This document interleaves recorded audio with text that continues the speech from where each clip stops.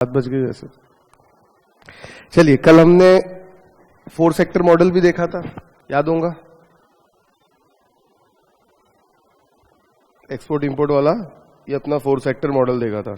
ये देखने के बाद अपन ने ये देखा था कि अगर नेगेटिव इंपोर्ट्स रहे, मतलब import is greater than export अगर रहा तो क्या होगा, मतलब अपन ने देखा था कि एक लाइन नीचे आएंगी।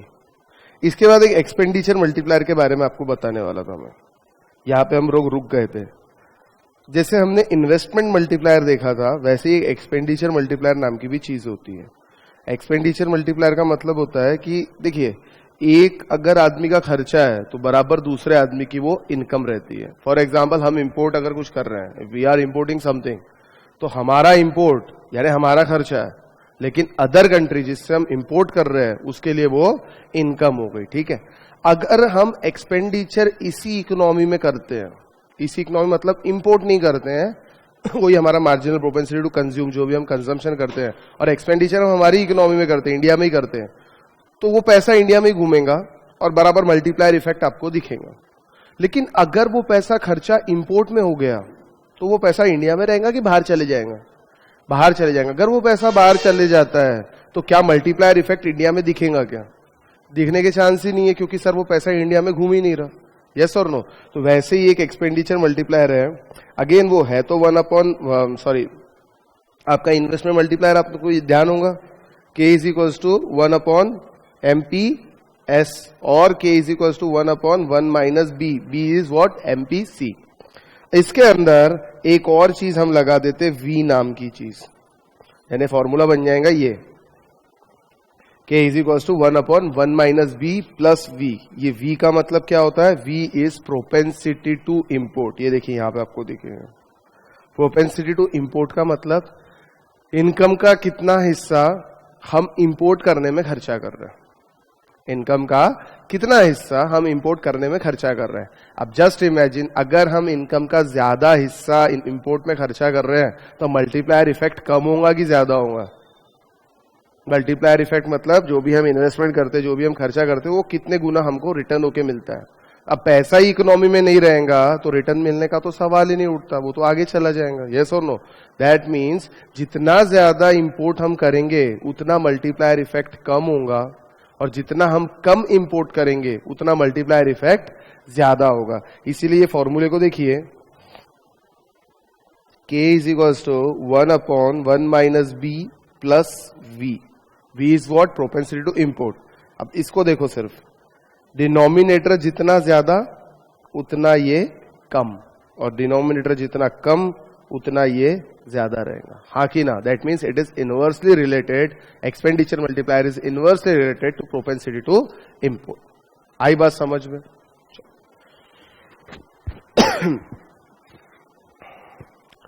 आगे हम अब कुछ क्वेश्चंस कर लेते हैं, 10, 11, 12, 13, 14। चलिए 10th क्वेश्चन सॉल्व करना स्टार्ट को करो। बस इतने ही क्वेश्चन, ज्यादा नहीं है। उसके बाद हमको एग्जाम क्वेश्चंस देखने हैं। क्वेश्चन नंबर 10 स्टार्ट करो।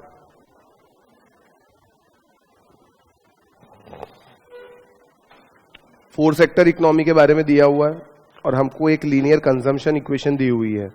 C is equals to 700 plus 0.8 Y। I का फिगर भी दिया हुआ है। I कितना दिया है हमको? 1200 I दिया है। Net exports that is X minus M, ये भी दिया हुआ है 100। हमको करना क्या है? इक्विलिब्रियम आउटपुट निकालना है। इक्विलिब्रियम आउटपुट में क्या होता है दोस्तों? इक्विलिब्रियम पे aggregate demand is equals to aggregate supply, बराबर है। और हमको 4 सेक्टर इकोनॉमी दिया हुआ है। 4 सेक्टर मतलब उसमें सब कुछ आ गया, यानी C plus I plus G plus X minus M, ये है आपका एग्रीगेट डिमांड। तो एग्रीगेट सप्लाई क्या है? C plus S plus T। याद है क्या? ये कल ही पढ़ा था। हाँ कि ना? नहीं तो ये देख लो, ये देखिए, ये आपका एग्रीगेट डिमांड और ये आपका एग्रीगेट सप्लाई, इनकम लाइन। ठीक है, और ये दोनों जहां मिलते हैं उस पॉइंट को हम बोलते हैं equilibrium point. At equilibrium point this is equals to this. हाँ कि ना? वही हमने कल देखा था। At equilibrium point at equilibrium aggregate demand is equals to aggregate supply. याद है क्या ये? अब कंजम्पशन दिया हुआ है, आय दिया हुआ है, एक्स माइनस एम दिया हुआ है, ठीक है। और निकालने का क्या बोल रहा है हमको? हमको निकालना है equilibrium output ignoring government spending and taxes. खुद ही बोल रहा है गवर्नमेंट स्पेंडिंग और टैक्सेस को इग्नोर कर दो, मतलब इसको भी इग्नोर करना है और इसको भी इग्नोर करना है, इसी ने बोला ना, ठीक है। चलिए फिर सॉल्व करके देखते हैं, ठीक है। तो सॉल्व करने क्या मिलेगा अपने को? Equilibrium point, equilibrium income y is equal to c plus I plus g plus x minus m. तो c कितना दिया हुआ है? 700 प्लस 0.8 y, i कितना है? 1200, g को इग्नोर करना है, नील लिख देता हूं मैं, और x माइनस एम दिया है मुझे 100। समझ आया ये? ठीक है। y, ये इधर चला जाएगा, ये वाला y, यानी 0.2y is equals to 700 plus 1300, 2000 हो जाएगा। दिस 700 प्लस 1200 प्लस 100, 2000 हो गया। तो y is equals to 2000 divide by 0.2, तो y क्या आएगा? y यानी equilibrium point 10,000। This is your equilibrium point at equilibrium, मतलब इक्विलिब्रियम लेवल ऑफ इनकम निकालना है हमारे को। समझ आया ये? हाँ कि ना? आगे चलो, इसके अगला क्वेश्चन देख लो, वो भी सेम है, सेम यानी थोड़ा सा डिफरेंट है उसके अंदर, थोड़ा यानी अच्छा ही डिफरेंट है, मेरे को कराना पड़ेगा। 11th, ध्यान देना, थोड़ा सा समझने लायक है। आपको बजट डेफिसिट और ट्रेड डेफिसिट के बारे में दिया हुआ है। चलिए, बजट कौन बनाता है हमारे कंट्री में? हमारे कंट्री में बजट कौन बनाता है? फाइनेंस मिनिस्ट्री यानी गवर्नमेंट ऑफ इंडिया बजट बनाती है, ठीक है। बजट में यानी गवर्नमेंट के रिसिप्ट्स प्लस गवर्नमेंट के एक्सपेंडिचर, ठीक है। अगर रिसिप्ट ज्यादा है, एक्सपेंडिचर कम है, तो उसको सरप्लस बोलते हैं। एक्सपेंडिचर ज्यादा है और इनकम कम है, रिसिप्ट कम है, तो उसको हम डेफिसिट बोलते हैं, डेफिसिट, ठीक है। ऐसे बजट को अगर डेफिसिट रहता है तो उसको हम फाइनेंशियल डेफिसिट बोलते हैं, ठीक है। इसको हम फाइनेंशियल डेफिसिट बोलते हैं। एक चीज और है, इसके अंदर आपको बजट डेफिसिट बोलते हैं, सॉरी, एक ट्रेड डेफिसिट भी दिख रहा है। ट्रेड डेफिसिट मतलब जो भी बिजनेसमैन ट्रेडिंग करते हैं उसके अंदर डेफिसिट होना, इसका डेफिसिट हम इंपोर्ट एक्सपोर्ट के थ्रू निकालते हैं। अगर इंपोर्ट ज्यादा है और एक्सपोर्ट कम है तो सरप्लस रहेगा किसी कंट्री के लिए, डेफिसिट रहेगा। मतलब हम बुला ज्यादा रहे, मतलब पेमेंट ज्यादा कर रहे हैं और एक्सपोर्ट करके इनकम कम आ रही है तो डेफिसिट रहेगा। और अगर हम एक्सपोर्ट ज्यादा कर रहे हैं और इंपोर्ट कम कर रहे हैं, मतलब एक्सपोर्ट से इनकम ज्यादा आ रही और इंपोर्ट से पेमेंट हमारा कम जा रहा है, ठीक है, तो इसको हम बोलेंगे सरप्लस बजट। समझ आ गया ये कंसेप्ट? ठीक है। अब गवर्नमेंट का जो बजट रहता है उसमें गवर्नमेंट को खर्चे को हम काय से डिनोट करते हैं? गवर्नमेंट एक्सपेंडिचर को हम यहां पे किस चीज से डिनोट करते हैं? जी। और गवर्नमेंट इनकम को टी, इनकम को वाई से डिनोट करते हैं, और आई मतलब इन्वेस्टमेंट होता है, ठीक है। और एक्सपोर्ट को हम डिनोट करते हैं और इंपोर्ट को, ध्यान। चलिए, अब मैं अगर बोलूं ये गवर्नमेंट इनकम यानी taxes minus government expenditure, government income minus government expenditure, अगर ये फिगर पॉजिटिव है तो ये बजट हो गया सरप्लस। ये फिगर नेगेटिव भी आ सकता है, यस बिल्कुल आ सकता है, तो ये हो गया डेफिसिट। अगर मैं बोलूं x minus m, export minus import, ये पॉजिटिव है तो इसको मैं ट्रेड सरप्लस बोलूंगा। और अगर ये फिगर नेगेटिव आता है तो मैं इसको डेफिसिट बोलूंगा। अब पॉजिटिव फिगर कब आएगा ये तो आप समझ गए, नेगेटिव फिगर कब आएगा ये भी समझ गए। अब ध्यान से सुनना मेरी बात, जब टैक्सेस ज्यादा आते हैं, खर्चा कम होता है, तब ये फिगर पॉजिटिव आता है और ये सरप्लस रहता है। लेकिन डेफिसिट के केस में क्या होता होगा? टैक्सेस कम रहते हैं और एक्सपेंडिचर ज्यादा रहता है, तो मैं ऐसा लिखने के बदले G माइनस टी भी लिख सकता हूं।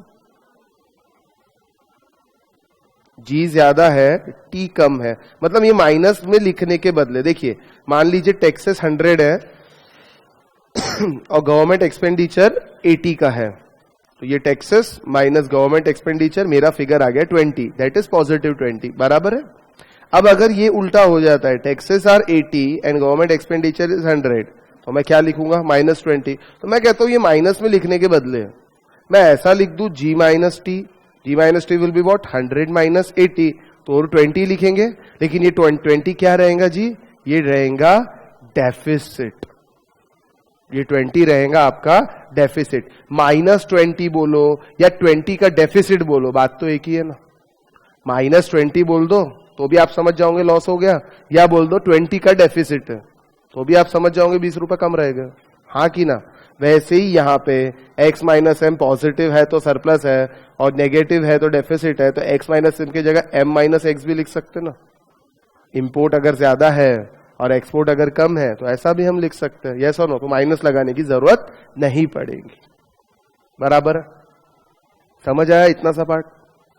चलिए एक चीज और आगे आपको बताऊंगा, इसको मिटा देता हूं, नहीं रहने देते, ये काम आएगा। अब 11th क्वेश्चन जो आपका है, इसमें budget deficit versus trade deficit के बारे में बात कर रहे हैं, ठीक है। बजट डेफिसिट, ट्रेड डेफिसिट, दोनों जगह डेफिसिट लिखा हुआ है, दोनों जगह डेफिसिट लिखा है। इसका मतलब टैक्सेस कम है, एक्सपेंडिचर ज्यादा है, that means t is less, g is मोर।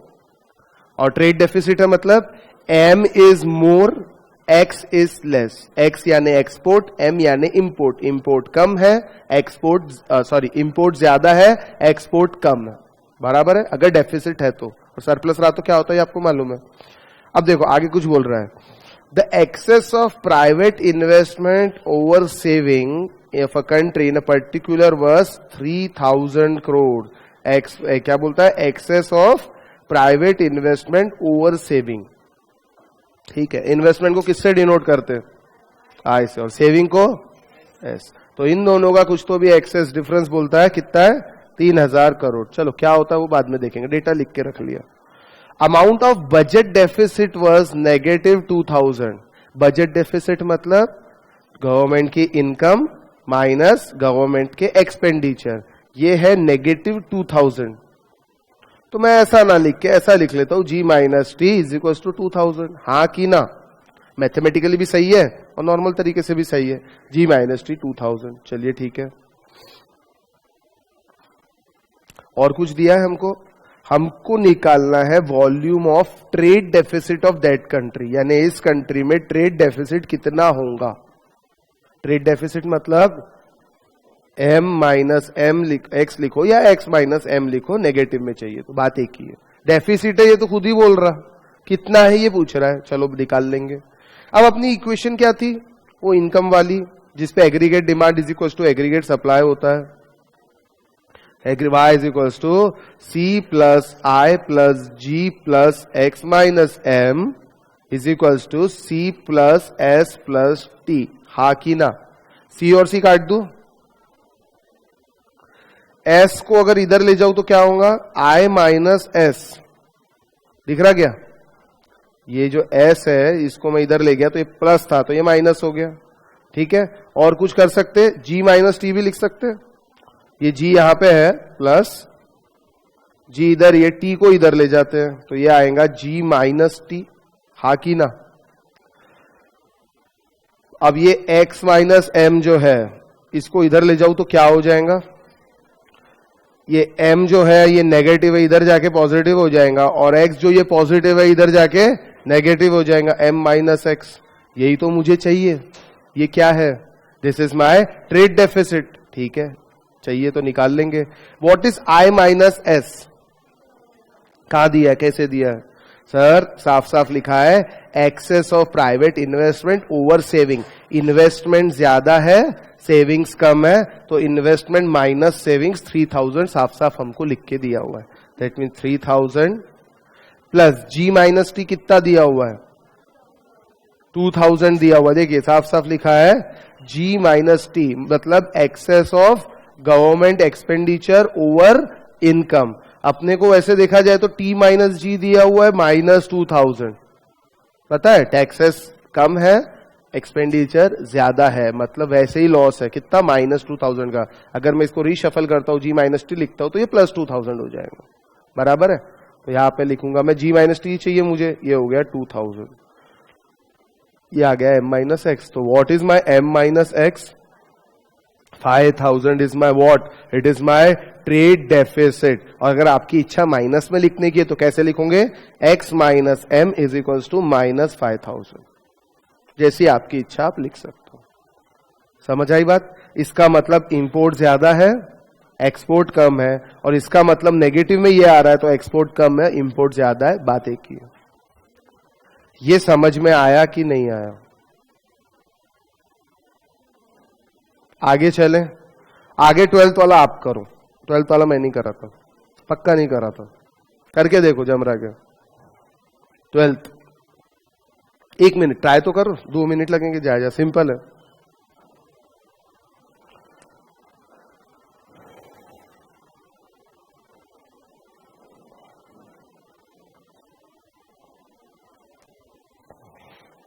बहुत आसान है 12th वाला, जम जाना चाहिए।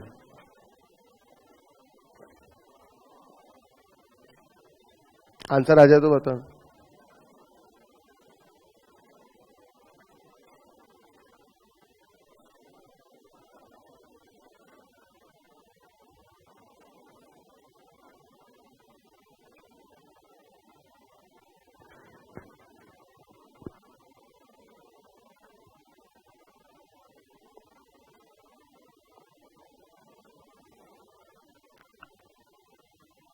ट्वेल्थ किए क्या आंसर है? क्या 0.75 एंड 0.25 एमपीसी एंड एमपीएस। आसान था। तो 13th वाला स्टार्ट कर दो फिर।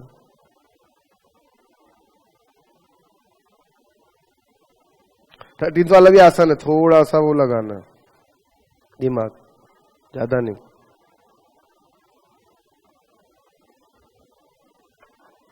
चलिए 12th वाला आपको बता देता हूं। 12th वाले के अंदर इंक्रीज इन इन्वेस्टमेंट बाय 600 बोल रहा है, यानी delta I is equals to 600, investment में चेंज। उसके बाद बोलता है income, increase in national income, income मतलब delta y, change in income कितना है 2400 होता है। तो इन्वेस्टमेंट मल्टीप्लायर निकाल सकते क्या? हाँ, multiplier is equals to delta y upon delta I, कितना आता है 2400 डिवाइड बाय 600, ये आएगा 4। अब आपको मालूम है k is equals to 1 upon m p s, तो k 4 is equals to 1 upon m p s, yes और नो?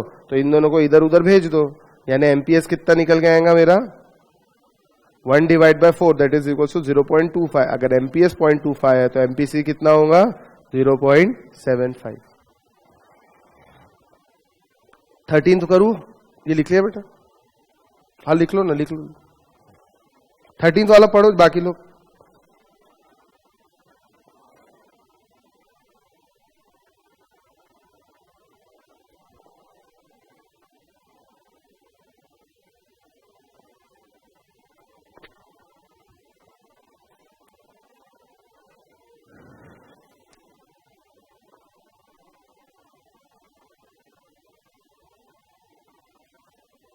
हम इतने सारे क्वेश्चन इसीलिए क्लास में कर रहे हैं कि कुछ और करने की आपको जरूरत ही ना पड़े, मतलब इतना ज्यादा आपको समझ में आ जाए कि एग्जाम में कैसा भी क्वेश्चन आए, वो अभी हम देखेंगे एग्जाम में कैसे आ रहे हैं, आपको ऐसा लगे तो चिल्लर है।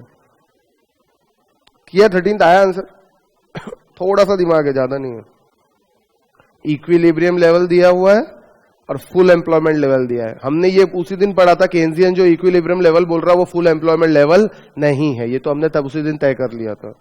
फुल एम्प्लॉयमेंट लेवल आगे आता है 1250 पे, यानी 250 का इन्वेस्टमेंट, सॉरी 250 आपको और इनकम बढ़ानी पड़ेगी। तो आपको ये पूछ रहा है कि कितने का इन्वेस्टमेंट मैं करूं कि मेरी 250 की इनकम बढ़ जाए, कितना रुपया मैं इन्वेस्ट करूं कि मेरे 250 की इन्वेस्टमेंट बढ़ जाए, 250 की इनकम बढ़ जाए। तो आपको सबसे पहले मल्टीप्लायर निकालना पड़ेगा कि कितना मल्टीप्लायर है, मतलब जितने मल्टीप्लायर से मल्टीप्लाई होता है उतना ही इन्वेस्ट करो ताकि मल्टीप्लायर अपना काम करे। ठीक है,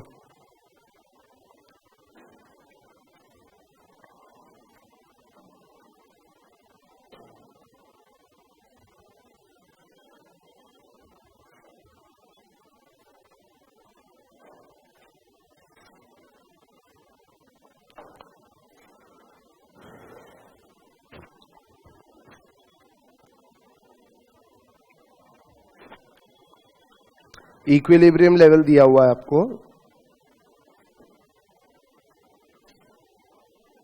इक्विलिब्रियम लेवल पे कितना है जीडीपी, रियल जीडीपी आपका 1000 बिलियन। और फुल एम्प्लॉयमेंट लेवल कितने पे आता है? फुल एम्प्लॉयमेंट लेवल आपको दिया हुआ है कि भैया ये 1250 पे आ जाएगा, यानी अभी भी आप 250 बिलियन पीछे हो, बराबर। आपको इनकम अभी भी बढ़ानी है, आपका जीडीपी अभी भी बढ़ाना है, आप 250 से पीछे हो अगर आपको फुल एम्प्लॉयमेंट लेवल अचीव करना है तो, ठीक है। आगे आपको लिखता है कि एमपीसी दिया हुआ है, marginal propensity to consume is 0.6। अगर एमपीसी 0.6 है तो एमपीएस कितना हुआ? 0.4। हाँ कि ना? इन्वेस्टमेंट मल्टीप्लायर निकल सकता है, हाँ। के is equals to what? 1/MPS। तो k is equals to 1/0.4। What will be the answer? 2.5। यानी मुझे ये मालूम है अगर मैं 1 रुपया लगाऊंगा तो बदले में रिटर्न कितना मिल जाएगा? 2.5 रुपए का। वो 1 रुपया 2.5 गुना मल्टीप्लाई हो जाएगा। तो मुझे कितना बढ़ाना है? मेरा रिटर्न 250 से बढ़ाना है, तो कितना लगाना चाहिए? 100 लगाना चाहिए। अब निकालेंगे कैसे? Sir k is equals to change in income upon change in investment. K कितना दिया हुआ है? 2.5। चेंज इन इनकम, कितना इनकम बढ़ानी है सर? 250 से बढ़ानी है, यस और नो? 100 पे तो मैं ऑलरेडी ऑपरेट कर रहा, सॉरी 1000 पे तो मैं ऑलरेडी ऑपरेट कर रहा, लेकिन मुझे जाना है 1250 पे, क्योंकि मुझे फुल एम्प्लॉयमेंट लेवल अचीव करना है। तो डिफरेंस बढ़ाना कितना है? 250। और कितने का इन्वेस्टमेंट करना पड़ेगा उसके लिए? वो निकालना है। That means delta I is equals to 250 divide by 2.5। Answer 100। सीधे सीधे मुंह से ही आ गया था, है ना? 250 बढ़ाना है, मल्टीप्लाई 2.5 गुना है, तो 1 रुपया लगाएंगे तो 2.5 हो जाएगा, 100 लगाएंगे तो 250 हो जाएगा, सिंपल। तो 100 बिलियन से आपको अपना इन्वेस्टमेंट बढ़ाना पड़ेगा। समझ आया क्या? नहीं? आगे लिख लो 13। तो जिनको 13 हो गया 14 करो। 14 थोड़ा सा वो है, अच्छा है, लेवल का क्वेश्चन है। वाई डी का मतलब डिस्पोजेबल इनकम होता है और वाई मतलब नॉर्मल इनकम होता है, ये मालूम है ना आपको? और इनकम में से पर्सनल टैक्सेस जाते हैं तो वाईडी आता है, वाईडी यानी डिस्पोजेबल इनकम। इनका 13 हो गया, 14 करिए।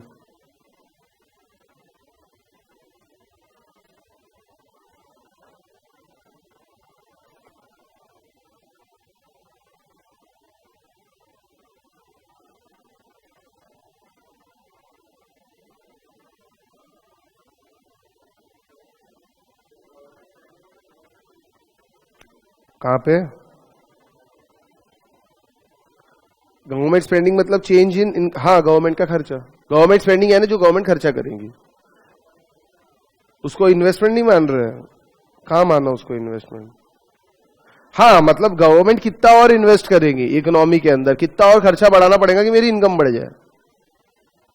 जैसे अभी यहां पे लिखा हुआ है आपको कि ये जो जीडीपी है वो 1000 बिलियन है।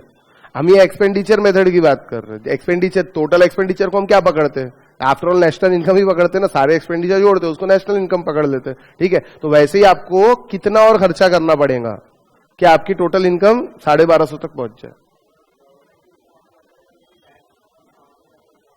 काय में? ये एक्सपेंडिचर मेथड से बात कर रहे हैं, इसको देख के ही समझ में आ रहा है, क्योंकि ये क्या बात कर रहा है? खर्चे की बात कर रहे हैं, कितना और इन्वेस्ट करना पड़ेगा, कितना और एडिशनल आपको इन्वेस्ट करना पड़ेगा, ये निकालने के लिए बोल रहा है हमको। ये एडिशनल इन्वेस्ट मतलब एडिशनल खर्चा आपको करना पड़ेगा, ठीक है। हम 3 तरीके से निकालते, एक तो प्रोडक्ट मेथड थी, एक मेथड में सब एक्सपेंडिचर जोड़ते थे, एक मेथड में सब इनकम जोड़ते थे। तो इनकम को इनकम बोलते थे, वैल्यू मेथड को भी इनकम ही बोलते थे, लेकिन एक्सपेंडिचर भी जोड़ते थे, उसको भी तो नेशनल इनकम ही बोलते थे हम लोग, यस और नो? तो ये वही है गवर्नमेंट का खर्चा। अब अपने 1000 पहले था, अभी 1250 पे फुल एम्प्लॉयमेंट लेवल है, अपने को मालूम है, तो और इन्वेस्ट करना पड़ेगा। अब इन्वेस्ट अगर कुछ करते हैं तो मल्टीप्लायर घूमता है, ये तो हमको मालूम है। तो मल्टीप्लायर 2.5 गुना है, ये हमने निकाला। 2.5 गुना मतलब आप 100 लगाओगे तो 250 से बढ़ जाएगा, तो हमको 250 से ही बढ़ाना है, इसलिए हम 100 का एडिशनल इन्वेस्टमेंट करेंगे।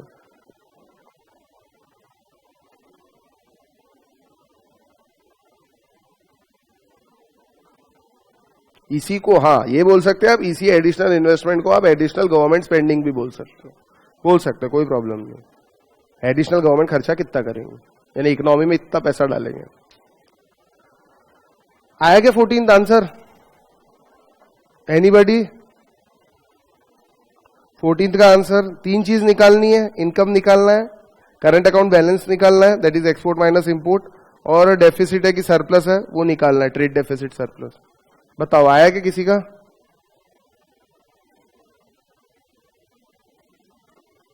करो करो, आगे क्या चालू है?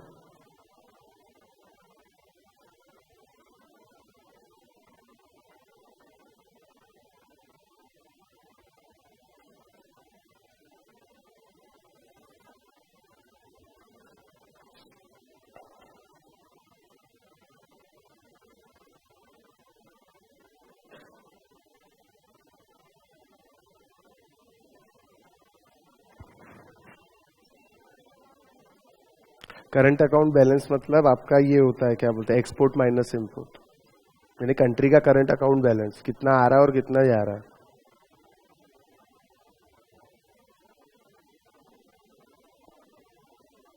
वाई कितना आया? 58 596 526 इनकम आई है। एनीबॉडी? और 2 मिनट देता हूं, दोनों भी निकाल के बताओ क्या क्या निकाला आपने, वाई निकाला वाई डी निकाला?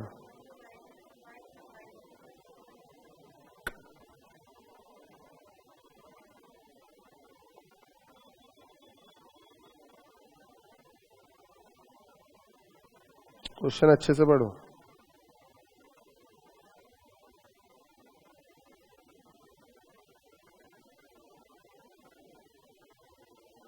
आंसर आया तो बताना।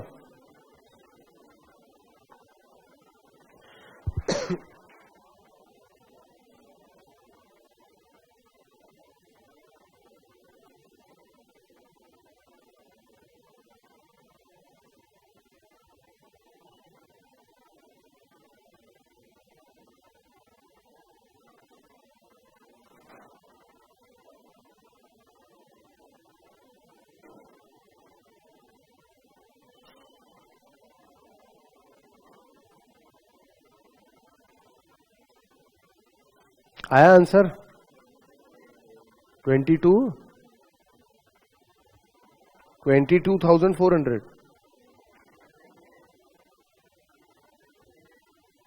2886 20886 ये इनकम है। कर क्या रहे आप लोग? 9 इनकम। 14 क्वेश्चन ही सॉल्व कर रहे हैं ना?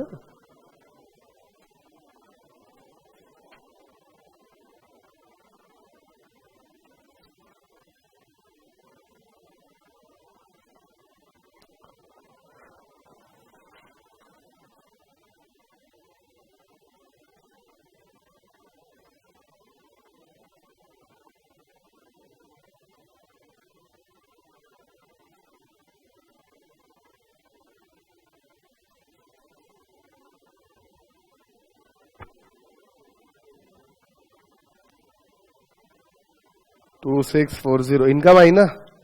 हाँ चलो ध्यान दो, मिलीजुली सरकार मत बनाना, ध्यान दो इधर।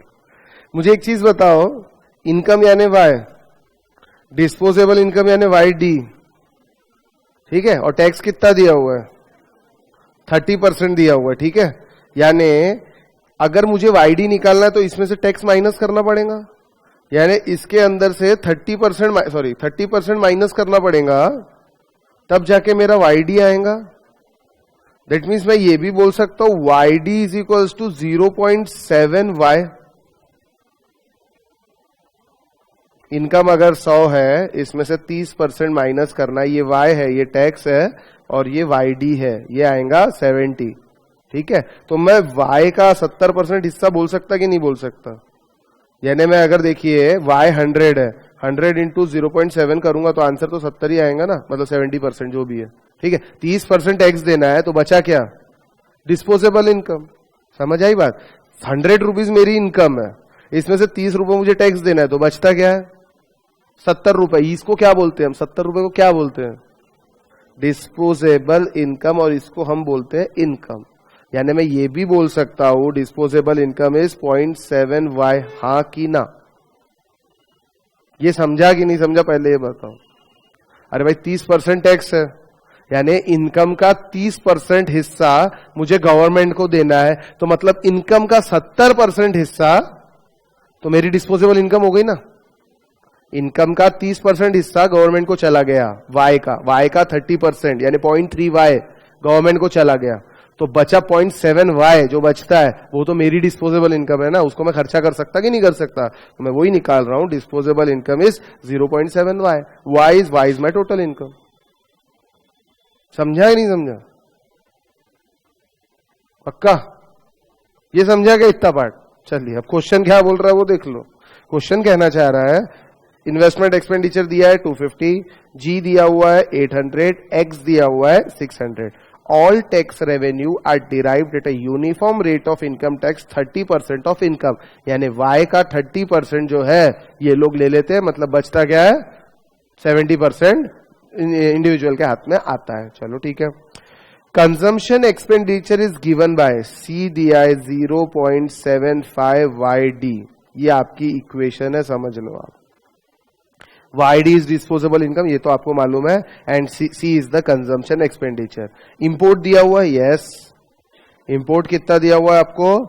0.15Y, where Y is the national income, M is the import. बराबर है? हाँ कि ना? अब आपको क्या निकालना है? इक्विलिब्रियम। इक्विलिब्रियम कब आता है? याद करो ना, aggregate demand is equal to aggregate supply. अपन बोलते कि नहीं बोलते? तो इक्विलिब्रियम की इक्वेशन क्या है आपकी? C plus I plus G plus X minus M। ये पूरा के पूरा जब Y इक्वल आता है तो ये इनकम आती है। अब C क्या लिखूं? C क्या दिया हुआ है? 0.75YD। बराबर है? लिख लो 0.75YD। I कितना दिया हुआ है? 250। G दिया है 800 और X दिया है 600। I दिया है 250, G दिया है आपको 800 और एक्सपोर्ट माइनस इंपोर्ट, एक्सपोर्ट दिया है 600 और M भी कुछ दिया हुआ है। हाँ, इंपोर्ट दिया हुआ है 0.15Y। समझ आएगा? ठीक है। YD क्या है? YD दिया है 0.75Y, ये अभी अपन ने निकाला। ठीक है, 0.75, 0.7Y plus 250 plus 800 1050 plus 600 minus 0.15Y। हाँ कि ना? ठीक है, इसको दोनों को मल्टीप्लाई करेंगे तो क्या आएगा? 0.75 into 0.7, 0.525Y plus 1050 plus 600, bracket खोल देता हूं, 1650 माइनस 0.15Y। बराबर है? दिस माइनस दिस हम कर सकते हैं, यस बिल्कुल कर सकते हैं। तो y is equal to this minus this कितना होगा? 0.375Y plus 1650। हाँ कि ना? इसको इधर ले जाऊं, ये कितना आएगा? 0.625Y is equal to 1650। एक मैथमेटिक्स है। y is equals to 1650 divided by 0.625. What will be the answer? 2640। ये मेरी नेशनल इनकम हो गई एट इक्विलिब्रियम लेवल। हमको पहले ही बोला है कि इक्विलिब्रियम लेवल है, ये जितना भी डेटा दिया है इक्विलिब्रियम लेवल पे दिया है। ठीक है, अब क्या निकालना है आपको? एक चीज निकाल गई, अब क्या निकालना है? Calculate current account balance at equilibrium level of national income. आपका करंट अकाउंट बैलेंस निकालने के लिए क्या निकालना है आपको? कुछ नहीं सर, एक्सपोर्ट माइनस इंपोर्ट निकालना है। इंपोर्ट दिया हुआ है आपको, सॉरी एक्सपोर्ट दिया हुआ है, यस। इंपोर्ट क्या है? 0.15Y। 0.15 Y आ गया क्या? 2640 Y आ गया ना अपने पास, यस और नो? अब क्या आएगा आंसर? बोलो तो सही। 600 माइनस 2640 इंटू 0.15 कितना होता? 396 यानी 204 क्या हो गया मेरा, सरप्लस आएगा डेफिसिट आएगा, सरप्लस है, एक्सपोर्ट ज्यादा है, इंपोर्ट का मतलब करंट अकाउंट बैलेंस मेरा पॉजिटिव है, यानी आए ज्यादा है गए कम है।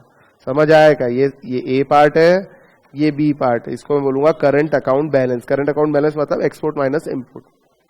तीसरा कुछ पूछा है, फिस्कल सरप्लस और deficit at equilibrium level. Financial surplus deficit कैसे निकालते हैं?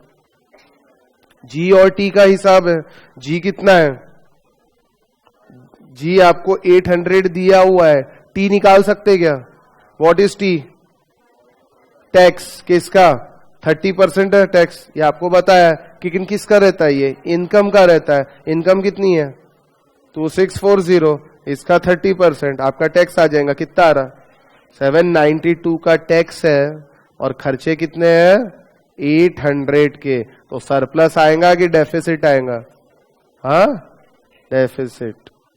यानी गवर्नमेंट कमाती 792 है और खर्चा करती है 800, तो ये डेफिसिट आएगा, यानी नेगेटिव फिगर आएगा 8। समझ आया क्या? एक बार लिख लो। थोड़ा सा बस दिमाग था इसमें, बहुत ज्यादा दिमाग नहीं था, सिंपल था। मेन तो ये वाला दिमाग था, ये जो इक्वेशन आई ना, ये वाली, ये सबसे इंपॉर्टेंट है।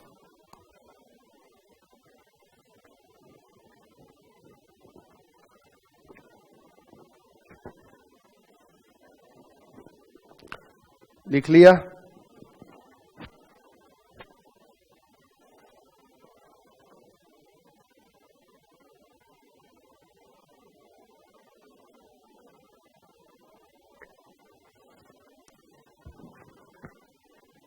आगे का भी आगे आऊंगा फिर तो।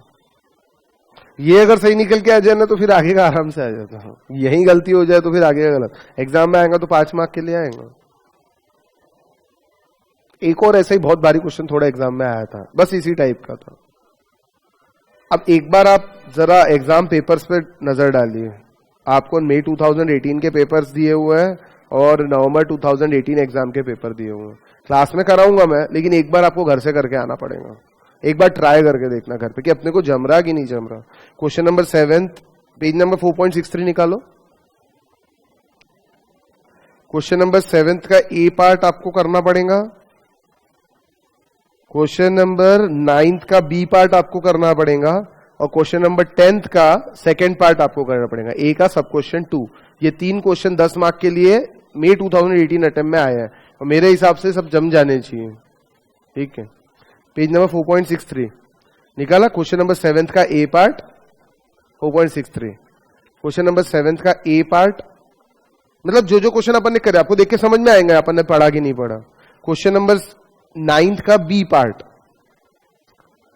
और क्वेश्चन नंबर 10 का ए का सेकेंड पार्ट।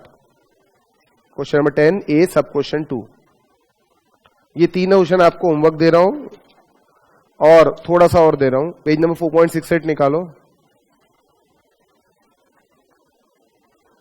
इसके अंदर आपको करना है क्वेश्चन नंबर 8 का ए वाला पार्ट। ये आपको बताया था मैंने, सेम है बिल्कुल, जो क्वेश्चन नंबर आप पढ़ोगे समझ में आ जाएगा। और एक क्वेश्चन आपको करना है क्वेश्चन नंबर 9 का बी का सेकंड। 4.69 पे क्वेश्चन नंबर 9 का बी का सेकंड पार्ट, बहुत आसान है। ठीक है, तो ये सारे क्वेश्चन, हाँ आगे पीछे समझ में आई बात। तो ये इतने क्वेश्चन एक बार सॉल्व करके आओ। कल तो हम करेंगे क्लास में, ऐसे तो मैं करा दूं तो कोई फायदा नहीं, लेकिन एक बार आप करके आओ, देख लो जमता कि नहीं जम रहा अपने को। ठीक है, चलिए ये चैप्टर हमारा कंप्लीट हुआ, 2 यूनिट कंप्लीट हो गए और first chapter complete. Approximately 20 to 25% syllabus तो यही था। अब हम आते हैं सेकेंड चैप्टर पे, जिसका नाम है, मतलब कल हम फिर से एक बार ये देख लेंगे। ठीक है, जो क्वेश्चंस आप सॉल्व करके लाओगे। ठीक है, सेकेंड चैप्टर का नाम है पब्लिक फाइनेंस। इसके अंदर जो पहला यूनिट है, देखिए टोटल 4 यूनिट है इस चैप्टर के अंदर।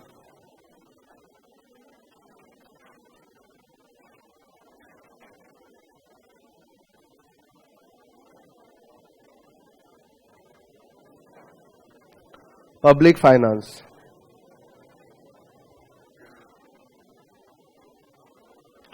इसके अंदर दोस्तों टोटल 4 यूनिट है।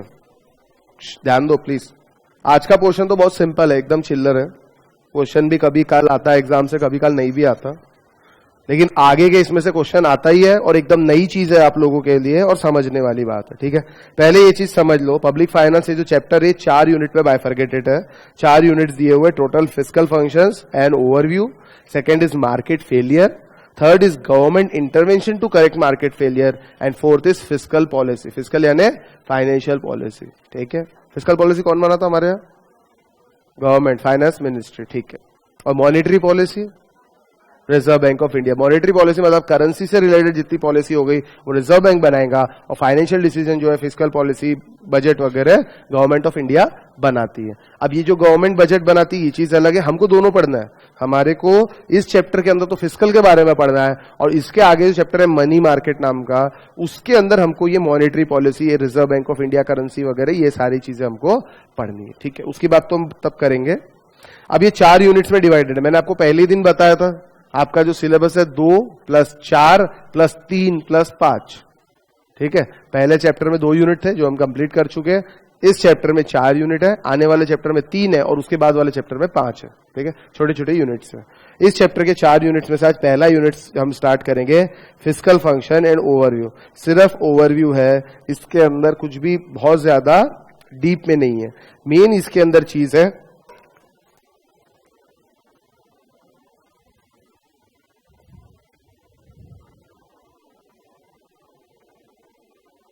चल रहा,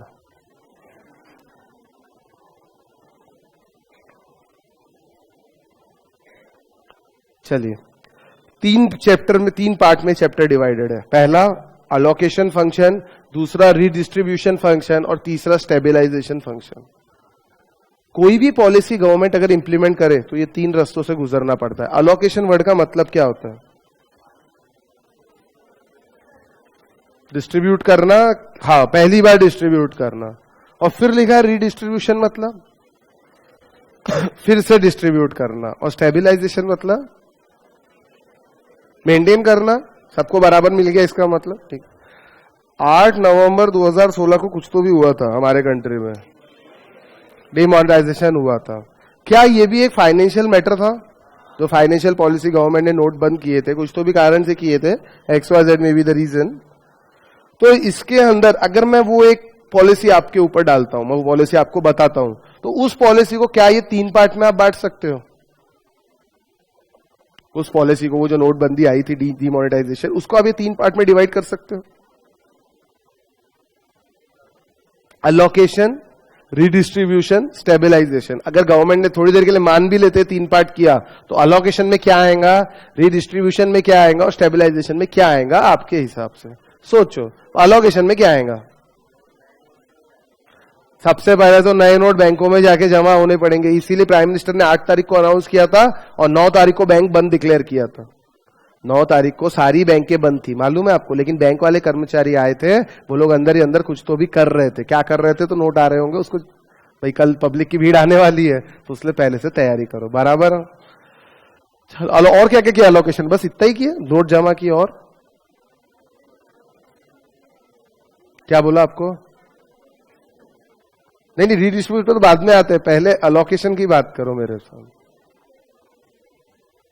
हाँ, मतलब डिनोमिनेशन नहीं, कितने करेंसी आप एक्सचेंज करा सकते हो ये आपको बताया। कितना था स्टार्टिंग में?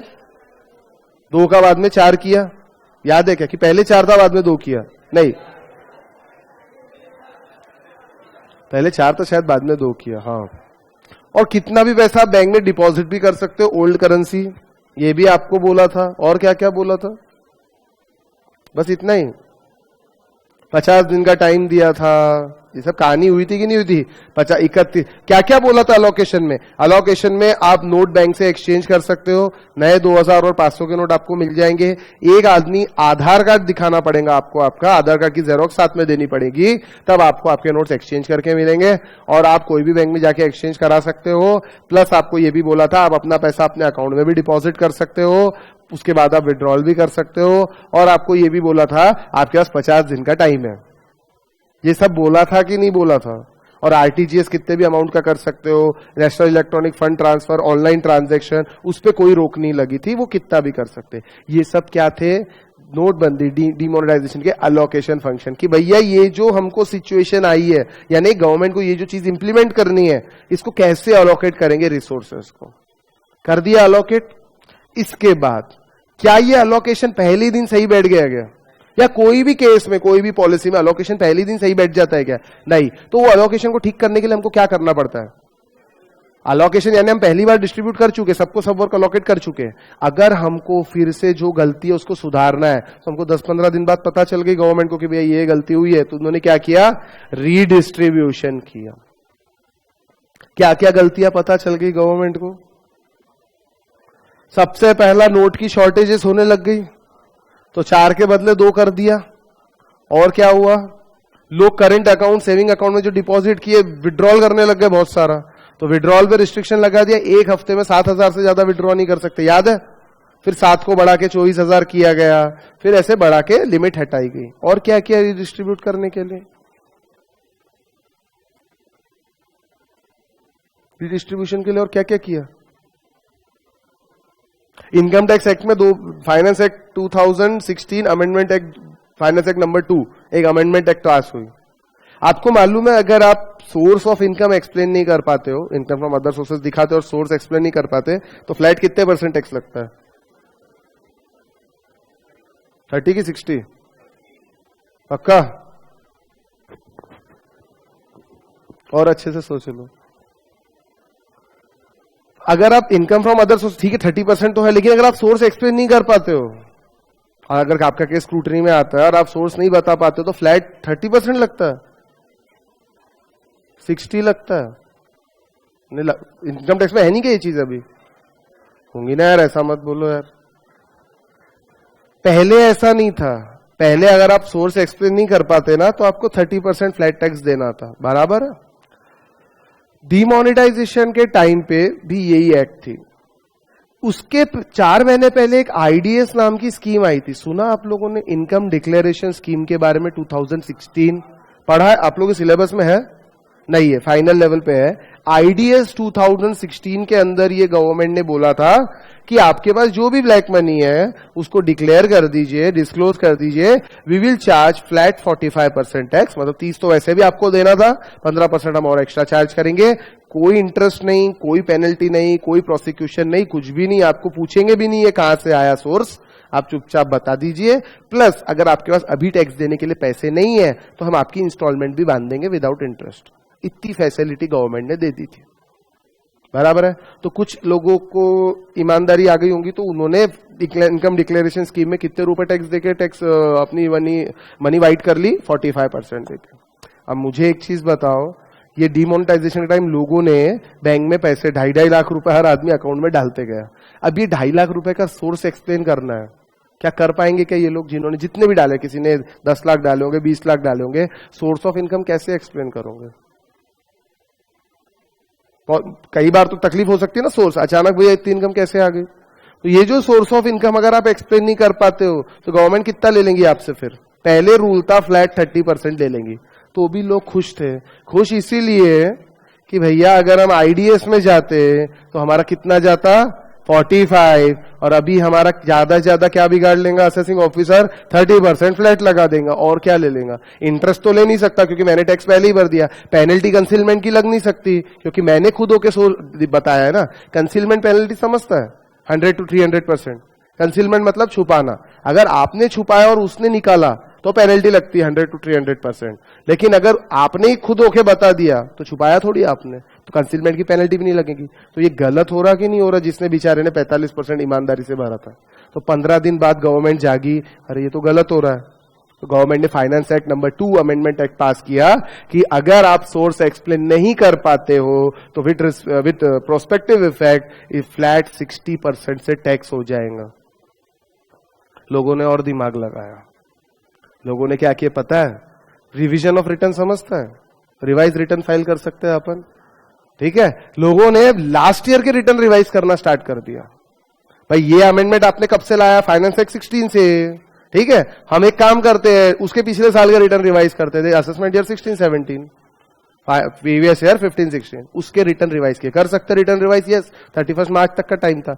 रिटर्न रिवाइज कर रहे हैं मतलब इनकम बढ़ा रहे थे उसके कि भैया हमारे घर में पड़ी थी, हमको पता ही नहीं था, हम पिछले साल की इनकम है ये हमारी, हम लेना भूल गए। अब पिछले साल का रिटर्न रिवाइज करेगा और ये रूल तो ये साल से आया है 60% का, तो कितने परसेंट से टैक्स कर सकता है असेसिंग ऑफिसर? 30 से ही कर सकता है। लास्ट ईयर तो रूल 30 था। फिर धनाधन रिटर्न रिवाइज होना स्टार्ट हो गया। फिर गवर्नमेंट जागी 30 दिन बाद, अरे इतने रिटर्न रिवाइज क्यों हो रहे हैं? तब उनको पता चला कि लोगों ने और दिमाग लगाया। तब गवर्नमेंट ने एक नोटिफिकेशन निकाला।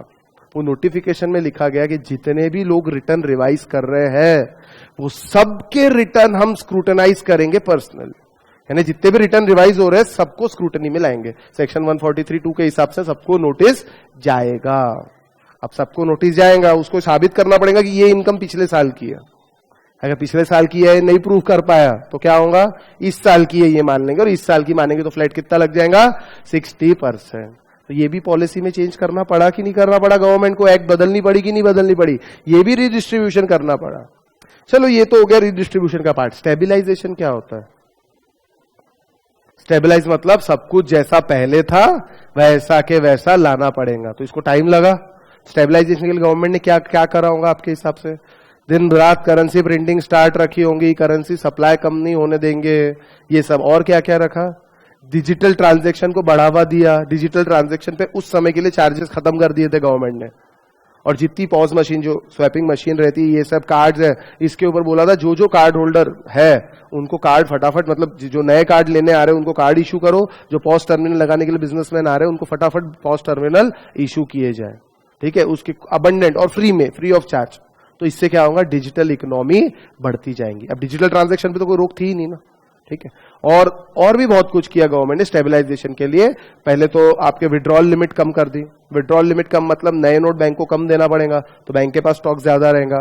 विड्रॉल लिमिट आपकी 7,000 थी हफ्ते की, फिर उसको बढ़ा के 24,000 करी, और उसके बाद उस पर से रिस्ट्रिक्शन हटा लिया गया जब पूरी इकोनॉमी स्टेबल हो गई। तो कोई भी पॉलिसी हम लगाते हैं, अलोकेशन फंक्शन रहता है, रिडिस्ट्रीब्यूशन रहता है, मतलब फिर से उसको समीक्षा करनी पड़ती है कि भैया ये सही जैसा हम चाह रहे हैं वैसा हो रहा कि नहीं हो रहा। फॉर एग्जांपल आप लोग पढ़ाई करते हो, पढ़ाई करने के बाद आपको कैसे पता चलेगा कि अपनी पढ़ाई सही जा रही कि गलत जा रही? टेस्ट देके। डायरेक्ट एग्जाम में टेस्ट देना प्रीफर करोगे कि उसके पहले ही एक बार ट्रायल कर लोगे, कि एग्जाम में ट्रायल करोगे? सीधा एग्जाम में ट्रायल करने की हिम्मत कर सकते क्या? नहीं सर, एक बार जरा घर पे तो देख ले कि अपन ने जो पढ़ा अपने को बराबर हम अप्लाई कर पा रहे कि नहीं कर पा रहे। और टेस्ट लेंगे, टेस्ट के रिजल्ट अगर पॉजिटिव आए दैट मीन्स कोई रीडिस्ट्रीब्यूशन की जरूरत नहीं है। लेकिन अगर टेस्ट के रिजल्ट बराबर नहीं आए, आप पास नहीं हुए, whatever may be the reason, तो आप क्या करोगे? पढ़ाई बढ़ाओगे कि कम करोगे? बढ़ाएंगे। तो मतलब बढ़ाना मतलब क्या? रीडिस्ट्रीब्यूट करना। या कोई सब्जेक्ट में बहुत अच्छे हैं और कोई सब्जेक्ट में बहुत कम है, तो जिस सब्जेक्ट में कम है उस पर आप ज्यादा ध्यान देना स्टार्ट करोगे। इसको बोलते हैं रीडिस्ट्रीब्यूशन। और पूरा आपका रीडिस्ट्रीब्यूशन प्रोसीजर कंप्लीट होने के बाद नेक्स्ट टेस्ट सीरीज में अगर आप पास हो जाते हो, मतलब आपने स्टेबलाइज कर लिया, हाँ भैया अब हम एग्जाम के लिए तैयार। समझ आई बात? कोई भी पॉलिसी हो, कैसी भी हो गवर्नमेंट की, कोई भी फिस्कल पॉलिसी हो, 3 पार्ट में डिवाइडेड रहती है, अलोकेशन, रीडिस्ट्रीब्यूशन और स्टेबिलाईजेशन। ठीक है, तो कुछ इंट्रोडक्शन दिया, एक बार पढ़ लेते हैं, उसके बाद role of government in economic system. We have experienced in our day-to-day life that though government at various level impose many rules and regulation in the economy, some matters still go unregulated.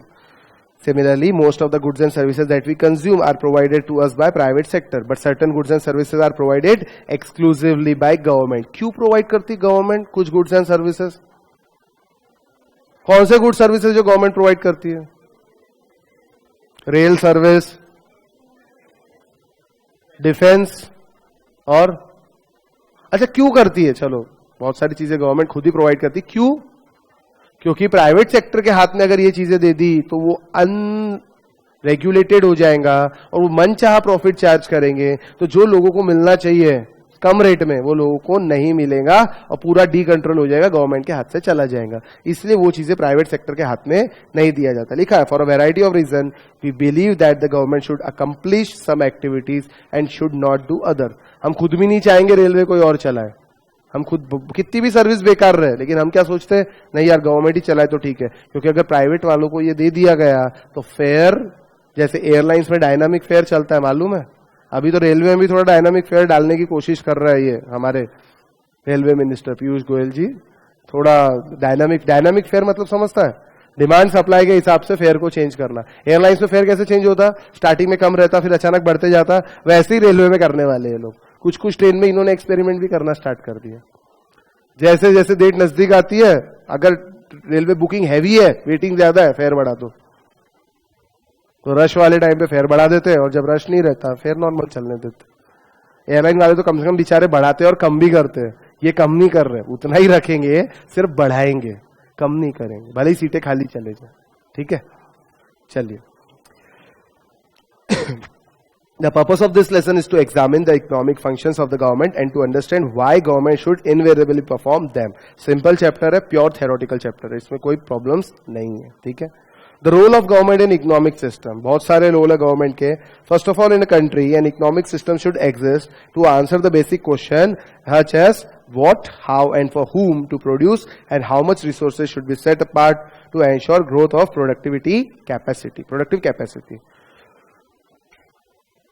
अब economic system में दो लोगों के decision के through resource allocation होता है, एक तो मार्केट, एक government. Economic system through which the decisions of resource allocation may be made are market and government. और मिक्स सिस्टम क्या होता है, हमारे कंट्री में मिक्स्ड है कि सब कुछ मार्केट के हाथ में है?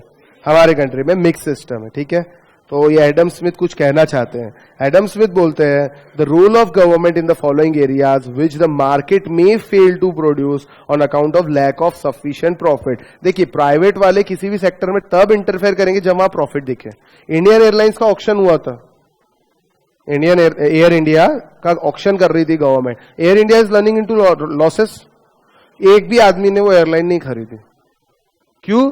क्योंकि ऑलरेडी वो लॉसेस में। और प्राइवेट सेक्टर कब किसी चीज में हाथ डालेगा, जब उसको प्रॉफिट दिखेगा। प्राइवेट सेक्टर को सिर्फ प्रॉफिट से मतलब है, बाकी चीजों से मतलब नहीं है।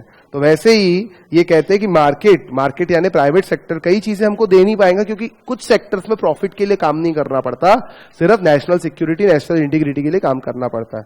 तो वो सेक्टर्स है नेशनल डिफेंस यानी हमारा रक्षा, Establishment and maintenance of highly beneficial public institution, presidency, parliament, judiciary, police, ये सब प्राइवेट के हाथ में दे सकते क्या?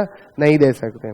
मेंटेनेंस ऑफ जस्टिस, हालांकि प्राइवेट वाले जस्टिस शायद ज्यादा अच्छे से दिला देंगे, लेकिन जस्टिस मिलता है क्या आजकल?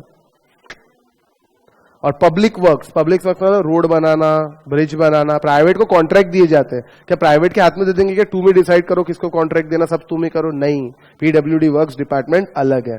तो ठीक है, एक ये we can say that government intentionally will invariably influence the performance of economy in the positive वे।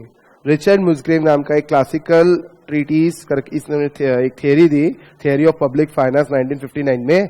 इसके अंदर इन्होंने गवर्नमेंट के 3 ब्रांच ऑफ टेक्सोनॉमी बताई, मतलब गवर्नमेंट कैसे फंक्शन करेंगी। एक है अलोकेशन फंक्शन, दूसरा रीडिस्ट्रीब्यूशन और तीसरा है स्टेबलाइजेशन फंक्शन। ये चैप्टर में हमको यही पढ़ना है, उसकी जरूरत क्या है, उसके बेनिफिट्स क्या है और उसके डिसएडवांटेज क्या है। ठीक है, और कैसे गवर्नमेंट ये काम करेंगी, ये चैप्टर में हमको यही चीजें पढ़नी है। ठीक है, अब देखिए इसमें से क्वेश्चन आता है 2 या 3 मार्क का, मैक्स टू मैक्स। ये यूनिट से आया तो 2 या 3 मार्क के लिए आएगा। प्योर थ्योरेटिकल है, एक बार समझ लिया तो आप अपनी ओन लैंग्वेज में भी आसानी से लिख सकते हो और मार्क्स मिल जाते हैं। ठीक है, क्योंकि यहाँ पे बहुत सिंपल लैंग्वेज यूज की हुई है, पूरा पॉइंट फॉर्मेट में मैंने बना के दिया हुआ है। अलोकेशन मतलब क्या होता है? Aims to correct the source of inefficiency in the economic system. कुछ तकलीफ है इसीलिए हम कुछ ना कुछ पॉलिसी बनाते, नहीं तो हम काहे को बनाते? कुछ ना कुछ पॉलिसी बनाते। हमारा एम क्या है? जो भी इनएफिशिएंसी है उसको करेक्ट करना, मतलब एफिशिएंसी फोकस दे है। और रीडिस्ट्रीब्यूशन मतलब distribution of wealth and income in fair and equitable manner. हमारे कंट्री के अंदर प्रॉब्लम यह है कि there is unfair distribution of wealth, there is unequal distribution of wealth. तो गवर्नमेंट दिन रात वर्क करती है कि ये जो अनइक्वल डिस्ट्रीब्यूशन है ये इक्वल और फेयर हो, तो इसके लिए वो रिडिस्ट्रीब्यूशन फंक्शन अलॉट करती है। तो इसके अंदर आ गया फेयरनेस फोकस। और थर्ड जो है स्टेबिलाइजेशन, इसके अंदर monetary fiscal policy ensuring the macro economic stability, maintenance of high level of employment and price stability. बहुत सारी प्राइस स्टेबिलिटी मतलब इन्फ्लेशन, करेंसी पॉलिसी, बहुत सारी चीजें इसके अंदर आती है जो स्टेबिलाईज करके रखना है, मेंटेन करके रखना है। इंटरेस्ट रेट हो गए, करेंसी एक्सचेंज रेट हो गए, ये सबको मेंटेन करके रखना जरूरी है। बहुत ज्यादा फ्लक्चुएशन काम का नहीं है, इसको बोलते हैं मेंटेनेंस एंड वेलफेयर फोकस। अब ये 3 चीज हमको थोड़ा डिटेल में पढ़ना है, थोड़ा थियोरेटिकल पार्ट है, सो मत। ठीक है, थोड़ा सा थियोरेटिकल है, थोड़ा सा ध्यान देना पड़ेगा। ध्यान यानी अब है सिंपल, पढ़ना ही है और समझ जाएंगे आपको पढ़ते पढ़ते, ठीक है। लेकिन पढ़ना मेरा काम है, सुनना आपका काम है। Resource allocation. Resource allocation refers to the way in which available factors of production are allocated among various users to which they might be put. बराबर कैसे factors of production को allot करना. One of the most important functions of economic system is optimal and efficient allocation of scarce resource so that the available resource are put to their best use and no wastage are there. बराबर समझ आया कि नहीं आया? Simple language है, मतलब हम लोग जो भी रिसोर्स है उसका ऑप्टिमल यूटिलाइजेशन करो कि भैया हमको ज्यादा से ज्यादा रिटर्न मिले. In private sector resource allocation depends on supply and demand in market and price depends on customer sovereignty and producer profit motive. सही बात है, प्राइवेट सेक्टर तो यही देखेगा डिमांड ज्यादा कि सप्लाई ज्यादा. यस और नो? डिमांड बहुत ज्यादा और सप्लाई कम है तो प्राइवेट सेक्टर प्रॉफिट बढ़ाएगा, प्राइस बढ़ाएगा कि नहीं बढ़ाएगा. और किसी प्राइवेट सेक्टर का प्रॉफिट इंटेंशन ज्यादा हो, किसी प्राइवेट कंपनी का प्रॉफिट कम हो. यस और नो? प्रॉफिट मार्जिन, तो प्रॉफिट मार्जिन जिसका ज्यादा रहेगा उस हिसाब से प्राइस डिसाइड होंगे, जिसका प्रॉफिट मार्जिन कम रहेगा उस हिसाब से प्राइस डिसाइड होंगे. तो प्राइवेट सेक्टर तो ऐसा ही करेगा. लेकिन गवर्नमेंट ऐसा करती है क्या? नहीं. Government on the other hand, government allocation depends on the revenue and expenditure activities of governmental budgeting. Government को मान लीजिए डिफेंस के अंदर बजट बढ़ाना है तो गवर्नमेंट क्या करती है? टैक्स बढ़ाती है. ठीक है, गवर्नमेंट प्रोडक्ट्स के दाम नहीं बढ़ाती, गवर्नमेंट एक्सपेंडिचर जैसे जैसे एक्सपेंडिचर बढ़ता है वैसे वैसे एक्सपेंडिचर को फुलफिल करने के लिए टैक्सेशन बढ़ाना पड़ता है. ये गवर्नमेंट की इनकम है क्या? आखिर main source of income is taxes, तो उसी को बढ़ाना पड़ेगा ताकि हमारे जो एक्सपेंडिचर है वो फुलफिल हो सके. In real world resource allocation is both market determined and government determined. Market determined यानी वो प्राइवेट सेक्टर की बात हो गई, गवर्नमेंट डिटरमाइंड यानी वो गवर्नमेंट जो करती है. Efficient allocation of resources is assumed to take place only in perfect competitive market. Perfect competitive market मतलब बराबर बहुत सारे बायर्स भी है और बहुत सारे सेलर्स भी है. और परफेक्ट कॉम्पिटिटिव का अपोजिट क्या होता है? Monopoly market. मोनोपोली मार्केट में कभी भी रिसोर्स अलोकेशन प्रॉपरली हो पाएगा क्या? नहीं होगा. जिसके पास पैसे रहेंगे वो ले लेगा, जिसके पास पैसे नहीं रहेंगे उसको मिलेगा ही नहीं. ठीक है. In reality markets are never perfectly competitive. क्या मार्केट हमेशा परफेक्टली कॉम्पिटिटिव रहते क्या? नहीं. कभी ना कभी शॉर्टेज क्रिएट होती है, ब्लैक मार्केटिंग होती है, होर्डिंग होती है, मोनोपोली भी दी जाती है किसी किसी काम की. हम भले ही बोलते हैं मोनोपोली गलत है, लेकिन आज भी कई सेक्टर्स में मोनोपोली है कि नहीं है प्राइवेट सेक्टर के. जैसे प्लास्टिक, रिलायंस इंडस्ट्रीज की मोनोपोली है. जो प्लास्टिक ग्रेन्यूल्स रहते हैं वो अगर आपको प्लास्टिक मैन्युफैक्चर करना है वो ग्रेन्यूल्स है तो एक ही कंपनी है पूरे इंडिया में, रिलायंस इंडस्ट्रीज लिमिटेड. आपको उससे लेना पड़ेगा. तो सीधी सी बात है, वो मन चाहे रेट कम ज्यादा करेंगे कि नहीं करेंगे. लेकिन कई कई सेक्टर में गवर्नमेंट मजबूर है, मोनोपोली देना पड़ेगा. ठीक है. Following are the reason for market failure because of which resources are not efficiently allocated. पहला, imperfect competition.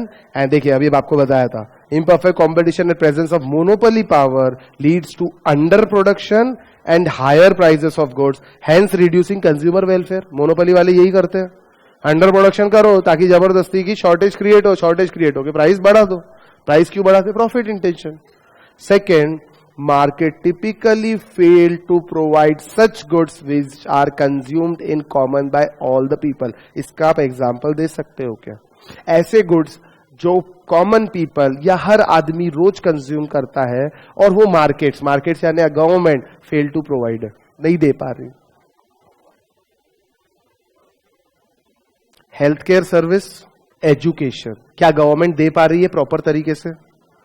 मेडिकल कॉलेज में कभी जाके अपना ट्रीटमेंट करवाओगे क्या आप? कहां जाते हैं हम लोग? प्राइवेट हॉस्पिटल में. क्यों जाते हैं? ताकि ट्रीटमेंट बराबर हो जाए. और प्राइवेट हॉस्पिटल वाले कितने पैसे लेते हैं आपको बताने की जरूरत नहीं है. और गवर्नमेंट में वही काम कितने में होता? जो काम गवर्नमेंट हॉस्पिटल में 100 रुपए में होता है वही काम प्राइवेट हॉस्पिटल में 2000 में होता है. बराबर है. इतना डिफरेंस है. ये डिफरेंस क्यों है? What is the reason? Because government markets typically fail to provide इस टाइप के गुड्स, जो हेल्थ केयर सर्विसेज है, आपके एजुकेशन है, ये क्यों नहीं दे पा रहे? या सॉरी, ये लोग बराबर नहीं दे पा रहे, इसीलिए प्राइवेट वाले मनचाही फीस वसूल रहे. आई बात समझ में? Factor immobility which causes unemployment and inefficiency. Factor immobility का मतलब क्या होता है? फैक्टर्स ऑफ प्रोडक्शन जो मैन, मटेरियल, ये सब रहते हैं, ये एक जगह से दूसरे जगह नहीं जा पाते हैं. आपको मालूम होगा वेस्ट बंगाल में लेबर बहुत है. लेकिन अगर आप यही नागपुर दिल्ली इस साइड आ जाओ तो लेबर की शॉर्टेजेस है, अनस्किल्ड लेबर। ठीक है, वेस्ट बंगाल के अंदर कोई चीज आप लेबर की चार्जेस आप 100 रुपए दे रहे हो, तो अगर आप नागपुर में कराओगे वही काम तो आपको 400-500 रुपए देने पड़ेंगे। Reason is labour shortage. तो लेबर जो है वहां पे ज्यादा है, यहां कम है। अब वहां से यहां पे मोबिलिटी, एक जगह से दूसरी जगह आना, तो ये लेबर लोग आना नहीं चाहते। फैक्टर इमोबिलिटी के कारण ये प्रॉब्लम कई बार क्रिएट होती है। तो कई जगह तो अनएम्प्लॉयमेंट क्रिएट हो जाती है, बहुत ज्यादा लेबर है इसलिए अनएम्प्लॉयमेंट है, बांग्लादेश वगैरह में या आपके इसमें क्या कहते हैं वेस्ट बंगाल में। अब दो तरह के कंट्री रहते हैं पूरे वर्ल्ड की अगर मैं बात करूं तो, एक रहते लेबर अबंडेंट कंट्री और एक रहते capital abundant country. Capital abundant country मतलब पैसा बहुत है लेकिन लेबर की कमी है, और लेबर अबंडेंट मतलब पैसा नहीं है लेकिन इतनी पॉपुलेशन है कि लेबर बहुत ज्यादा है। Bangladesh is the labour abundant country but capital कुछ भी नहीं है। और यूएसए कैपिटल ही कैपिटल है बट काम करने वाले अनस्किल्ड लेबर तो है ही नहीं उनके पास, सब पढ़े लिखे हैं।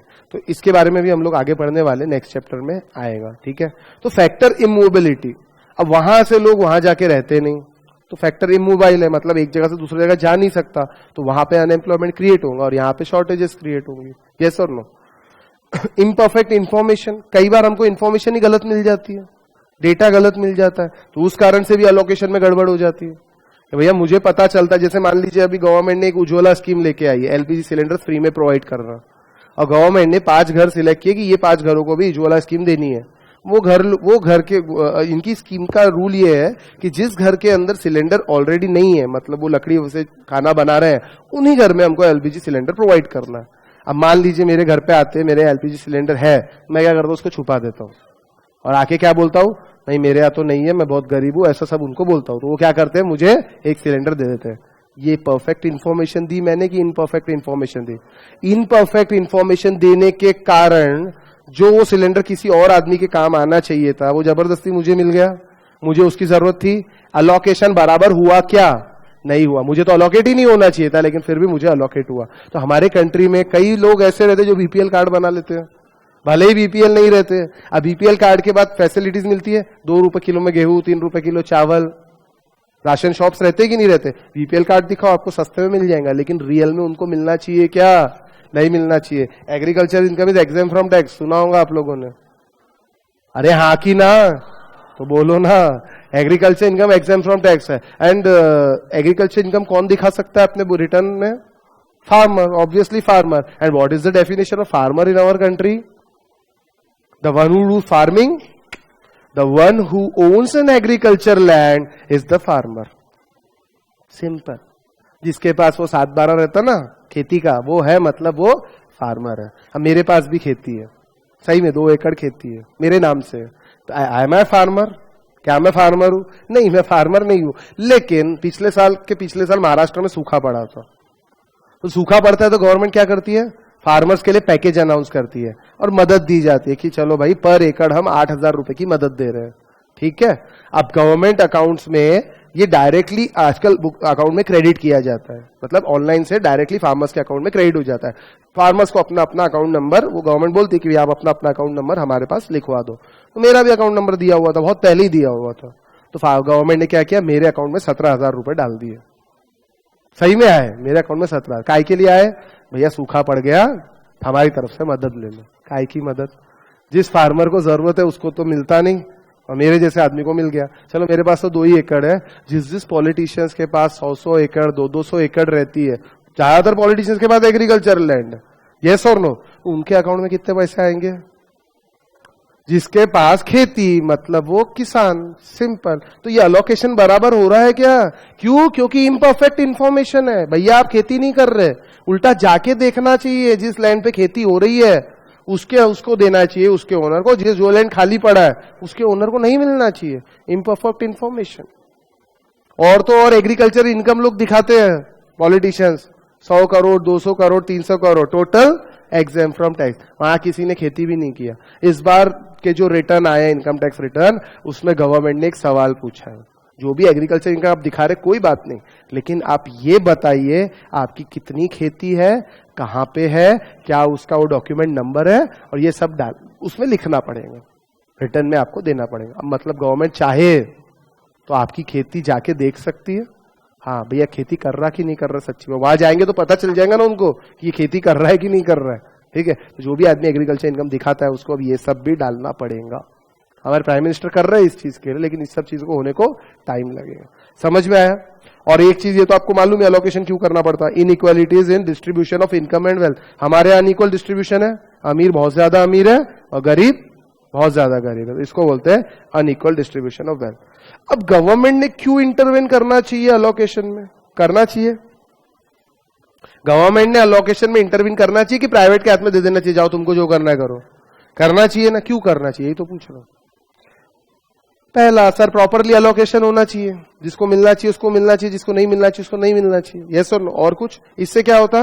सोशल वेलफेयर होता, सोशल वेलफेयर होता। और कई बार शॉर्टेजेस क्रिएट होती है, आपको मालूम होगा ब्लैक मार्केटिंग और होर्डिंग। होर्डिंग यानी जमाखोरी, लोग जबरदस्ती स्टॉक जमा कर लेते हैं और उसके बाद क्या करते हैं, बीच में दाल का प्राइस 150 तक पहुंच गया था लोगों ने क्या कर दिए, स्टॉक करके रख दिए, पहले से 60 70 80 रुपए से स्टॉक कर रहे हैं। स्टॉक कर रहे हैं मतलब मार्केट में शॉर्टेज क्रिएट हो रही, मार्केट में शॉर्टेज क्रिएट होगी तो ऑब्वियसली प्राइस ऊपर जाएगा। 150 तक प्राइस पहुंचा, गवर्नमेंट को अक्ल आई और गवर्नमेंट ने फिर क्या किया पता है, इंटरवीन किया मार्केट में और स्टॉक लिमिट लगा दी। यानी किसी भी बिजनेसमैन के पास इतने इतने बोरे से ज्यादा स्टॉक नहीं होना चाहिए, जिसके पास ज्यादा निकलेगा तो गवर्नमेंट क्या करेंगी, उसको जब्त करके मार्केट में बेच देंगी। आई बात समझ में? तो अब लोगों को मान लीजिए कि मैंने 3000 टन का स्टॉक रखा है और गवर्नमेंट लिमिट ला देती है 500 टन से ज्यादा नहीं रखना, तो मैं 2500 क्या करूंगा, मैं मार्केट में लाऊंगा बेचूंगा और मार्केट में अचानक से क्या होगा, सप्लाई बढ़ जाएंगी और प्राइसेस वापस कंट्रोल हो जाएंगे। गवर्नमेंट ने इंटरवीन करना चाहिए, हाँ बिल्कुल करना चाहिए, यही सब लिखा हुआ यहाँ पे। It is necessary for government to intervene in the market to bring about improvement in social welfare.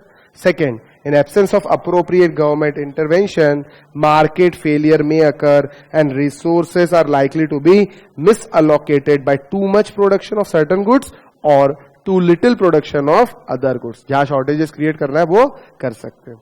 Allocation responsibility of government involves suitable corrective actions taken when private market fail to provide the right and desirable combination of goods and services। जब private वाले सही goods और सही service सही rate में देना fail कर जाते हैं तब गवर्नमेंट को इंटरवेंशन करना जरूरी है। अब गवर्नमेंट के इंटरवेंशन से क्या फायदा होगा वो तो आपको समझ ही गया होगा।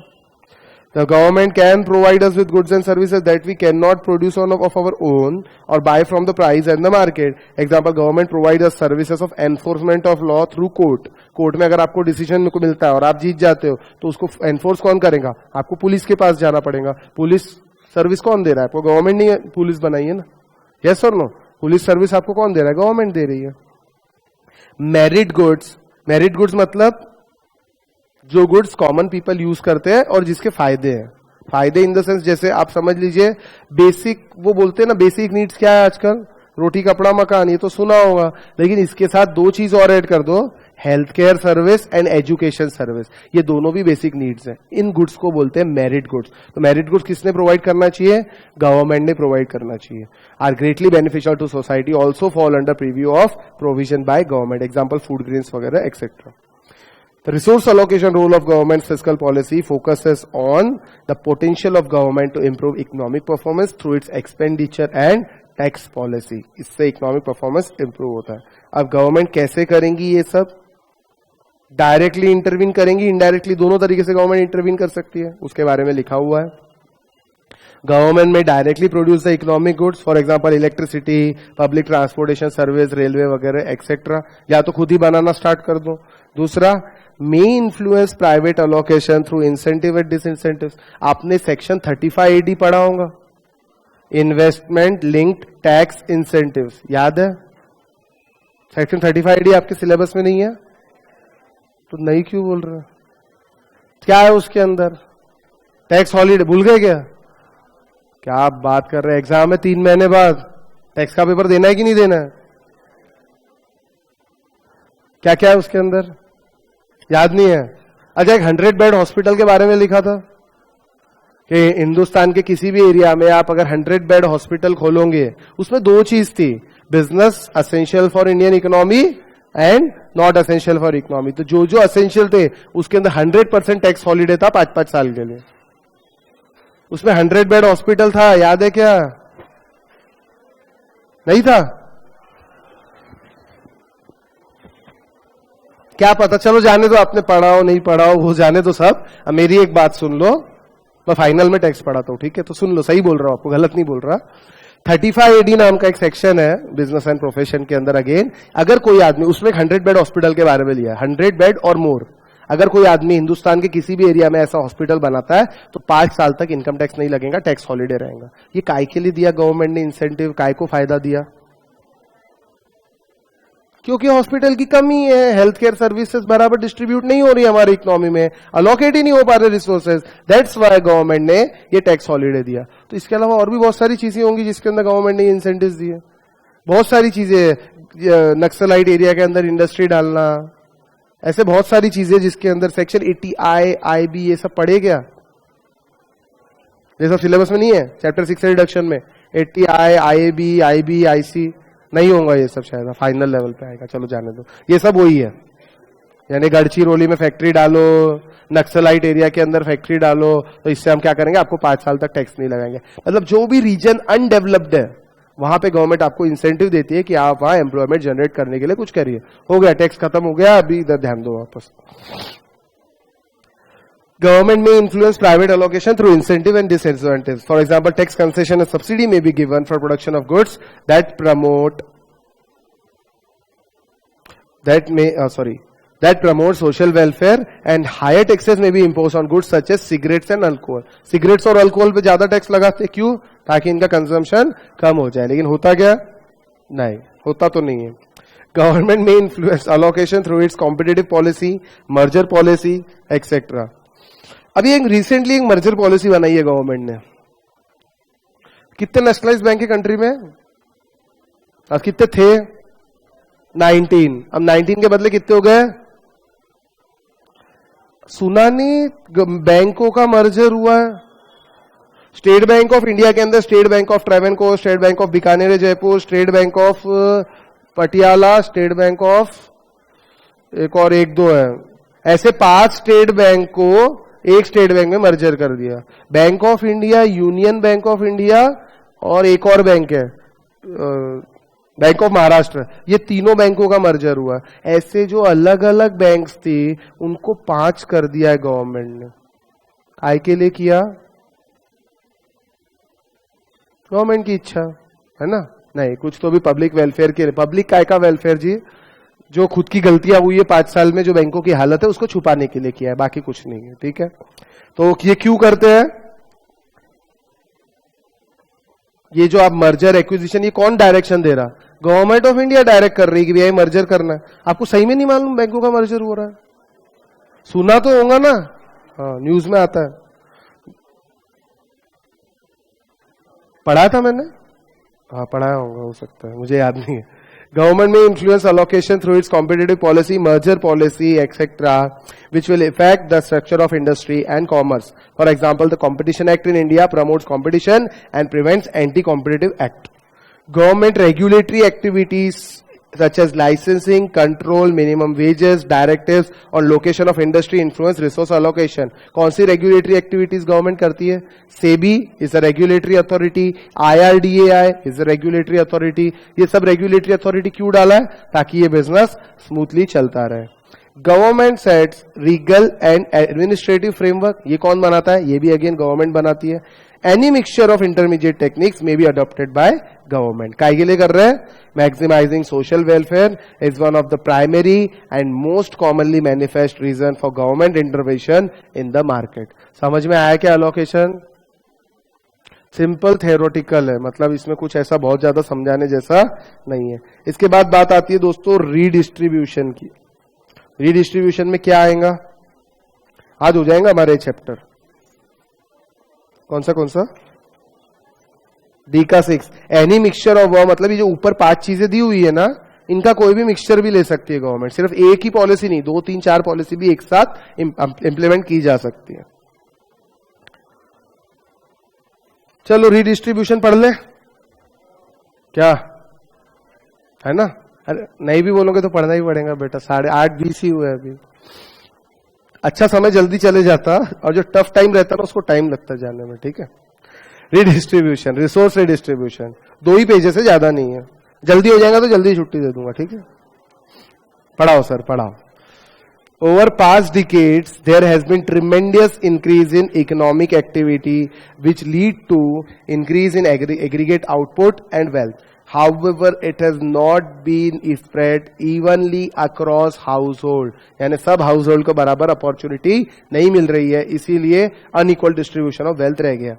The major function of today's government is to offer change in the pattern of distribution, which would lead to equal distribution to all. The distribution responsibility of government arises because income and wealth among the individuals in the society is likely to be unfairly distributed or skewed, and therefore government has to intervene to ensure more desirable and justifiable distribution, equity and fairness. Government क्या बोलती है? सबका साथ सबका विकास. लेकिन ऐसा होता है क्या सबका साथ सबका विकास? नहीं. कुछ लोगों का विकास होता, कुछ लोगों का नहीं होता. किसी लड़के का नाम विकास है यहाँ पे? नहीं. लास्ट क्लास में था एक लड़का जिसका नाम विकास था. चलिए छोड़ो. समझ में आया क्यों करती है गवर्नमेंट ये सब? क्योंकि हमारी सोसाइटी में अनइक्वल डिस्ट्रीब्यूशन ऑफ वेल्थ है, तो इसको रिसोर्स रीअलोकेशन करना पड़ेगा कि नहीं? रीडिस्ट्रीब्यूशन करना पड़ेगा. तो distribution function also relates to the manner in which the effective demand over economic goods is divided among various individual and family spending units in the society. लोग छोटे लोग इंश्योरेंस नहीं करा सकते, इसलिए उनके लिए आयुष्मान स्कीम गवर्नमेंट ने लाई है, मेडिकल इंश्योरेंस. एलपीजी स्कीम दी है, वो लोग उज्ज्वला योजना जिनके पास सिलेंडर नहीं उनको सिलेंडर अलॉकेट कर रही, सस्ते रेट में खाना अलॉकेट कर रहे हैं, छोटे फार्मर्स को फ्री सीड्स दिए जा रहे, फर्टिलाइजर दिए जा रहे. ये सब क्यों कर रहे हैं? Why? What is the reason? BPL card holder को बहुत सारे बेनिफिट दे रहे हैं क्योंकि रिसोर्सेस डिस्ट्रीब्यूशन बराबर नहीं है हमारे कंट्री में. अमीरों के पास बहुत ज्यादा है, गरीब के पास बहुत कम है, इसलिए उनके ऊपर टैक्स ज्यादा लगा लगा के उनसे ले लेके गरीब लोगों को डिस्ट्रीब्यूट किया जाए. लेकिन गवर्नमेंट कुछ भी कर ले, प्रैक्टिकली होता क्या? थोड़ा बहुत होता है, बहुत ज्यादा नहीं हो पाता. ठीक है, क्यों करना पड़ता है? Need objective of government intervention. Doubt? The distribution functions of the government aims at redistribution of income to achieve equitable distribution of societal output among the household. सबको सोसाइटी का आउटपुट बराबर मिलना चाहिए. Advancing the well-being of those members in the society who suffered from deprivations of different type. इसका example दे सकते हो? Second वाला. हमारे कंट्री में रिजर्वेशन है, आरक्षण, वो इसी लोगों के लिए है. मतलब जिनको पहले बहुत गलत तरीके से ट्रीट किया गया था, आज से काफी साल पहले, तो आज गवर्नमेंट मतलब उसी समय उनको आरक्षण रिजर्वेशन दे दिया था ताकि वो सेक्टर को भी हम अपलिफ्ट कर सके. Providing equality in income, wealth and opportunities, providing security for people who have hardship and ensuring that everyone enjoy minimal standard of living. हर आदमी के पास खुद का घर होना चाहिए, रोटी कपड़ा होना चाहिए, हेल्थ केयर सर्विस और एजुकेशन सर्विस का एक्सेस होना चाहिए. अब ये कैसे करेंगे उसके बारे में लिखा हुआ है. पहला है टैक्सेशन पॉलिसी. हमारे कंट्री में प्रोग्रेसिव टैक्सेशन है, जितनी ज्यादा इनकम उतना ज्यादा टैक्स उससे ले लो, और जितनी जिसकी कम इनकम उतना टैक्स कम कर दो, या रादर टैक्स ही मत लगाओ. 5 लाख तक एग्जेम्प्ट है आजकल, यस और नो. और क्या करते हैं इसके अंदर? सब्सिडी प्रोवाइड करते कई लोगों को गवर्नमेंट, जो गरीब रहते हैं उनको स्कॉलरशिप्स एंड सब्सिडीज प्रोवाइड की जाती है. ठीक है. Taxation policies of government whereby progressive taxation of rich is combined with provision of subsidy to the poor household. Proceeds from progressive taxes used for financing public service, especially those that benefit low income household. जैसे आपको बोला, आपने सुना होगा LPG cylinder की subsidy छोड़ दीजिए, ऐसा हमारे प्राइम मिनिस्टर अमीर लोगों को बोलते हैं कि अगर आप सब्सिडी छोड़ेंगे तो हम उसके बदले एक गरीब घर में सिलेंडर देंगे. यस और नो? ऐसा बोलते कि नहीं बोलते? Proceeds from the progressive taxation, example दिया है, supply of essential food grain at highly subsidized price to BPL household, below poverty line है, उनको subsidized rate के अंदर food grains देना. Employment reservations and preferences to protect certain segment of the population. Reservation रहता कि नहीं रहता कुछ लोगों के लिए, SC ST वगैरह के लिए, क्योंकि पहले ही बहुत उन पे जुल्म हुए थे. अभी उनके सेक्टर को अपलिफ्ट करने के लिए गवर्नमेंट ने ये काम किया. लेकिन अब अपलिफ्ट हो चुका है, अब काफी हद तक अपलिफ्टमेंट आ चुका है. लेकिन अब हटा सकते क्या? नहीं. अब हर आदमी को रिजर्वेशन चाहिए, सबको चाहिए. मतलब ओबीसी वाले बोलते हमको भी दो, मराठा वाले बोलते हमको भी दो, जैन कम्युनिटी बोलती हमको भी दो, दूसरी कम्युनिटी बोलेंगे हमको भी दो. तो महाराष्ट्र में पता है कितना चला गया रिजर्वेशन? 78%. जबकि सुप्रीम कोर्ट का जजमेंट है और गाइडलाइंस है कि रिजर्वेशन कि किसी भी हालत में किसी भी स्टेट में 50% से ज्यादा नहीं होना चाहिए। लेकिन महाराष्ट्र में कितना चला गया? 70। जब से मराठा बिल पास कर दिया ना उन लोगों ने, 78 चला गया। तो इसके अगेंस्ट में सुप्रीम कोर्ट में केस डाला गया, तो उन्होंने शायद स्टे लगाया, अभी उस पर हियरिंग चालू है कि भैया देना कि नहीं देना। क्या बोल रहे हैं?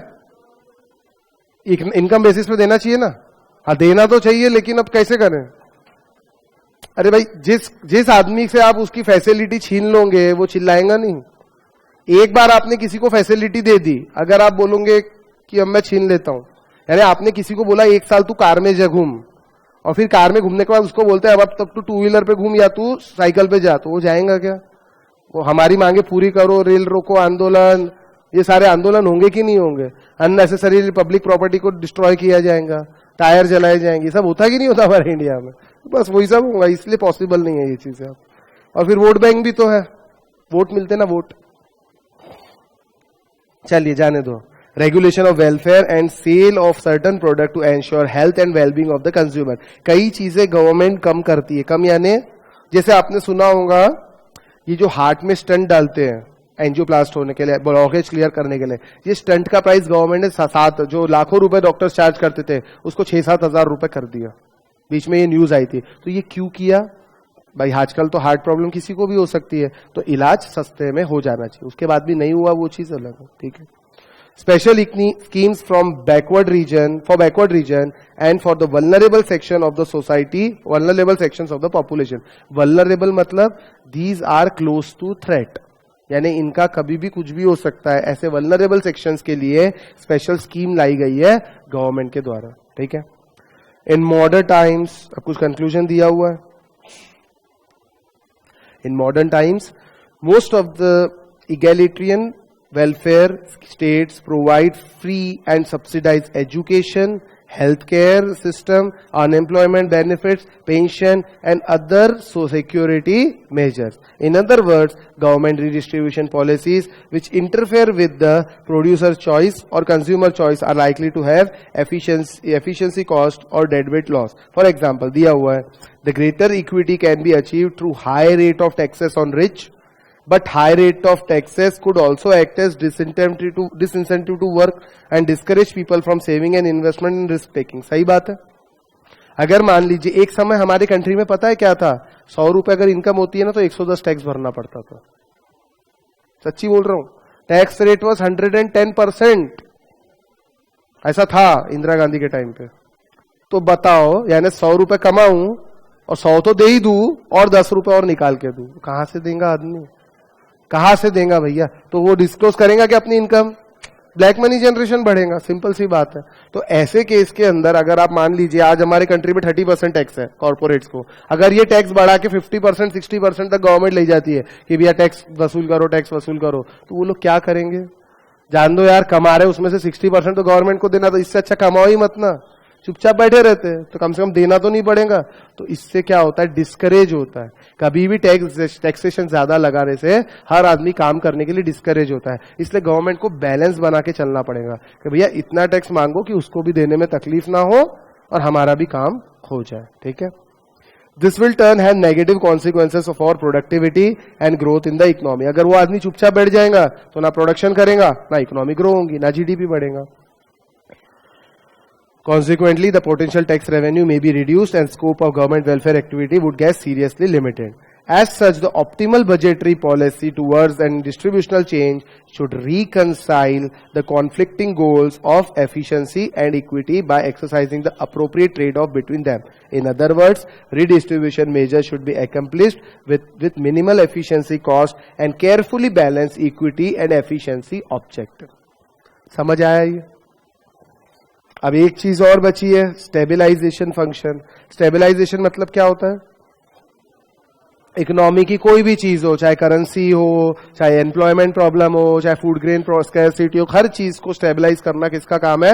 गवर्नमेंट का काम है। कुछ तो भी चेंज हो जाता है, बहुत ज्यादा फ्लक्चुएशन होते हैं, तो हमको उसको स्टेबलाइज करना पड़ता है। जैसे रूपी डॉलर की बात चलती रहती, बहुत ज्यादा फ्लक्चुएशन है, तो गवर्नमेंट को मेजर्स लेने पड़ेंगे उसको स्टेबलाइज करने के लिए। वो बात अलग है, हम बहुत मेजर्स लेते हैं लेकिन वो स्टेबलाइज नहीं होता। According to Keynes, a market economy does not automatically generate full employment and price stability, and therefore government should pursue deliberate stabilization policy. Government को policy लेनी पड़ेगी. तो क्यों government intervene कर रही है वो देख. Business cycle are natural phenomena. Business cycle क्या होता है? कभी रिसेशन आता है, कभी इन्फ्लेशन आता है, कभी बहुत ज्यादा डिमांड रहती है, कभी बहुत ज्यादा ठंडा रहता है. यस और नो, ऐसा चलता है कि नहीं बिजनेस साइकिल के अंदर?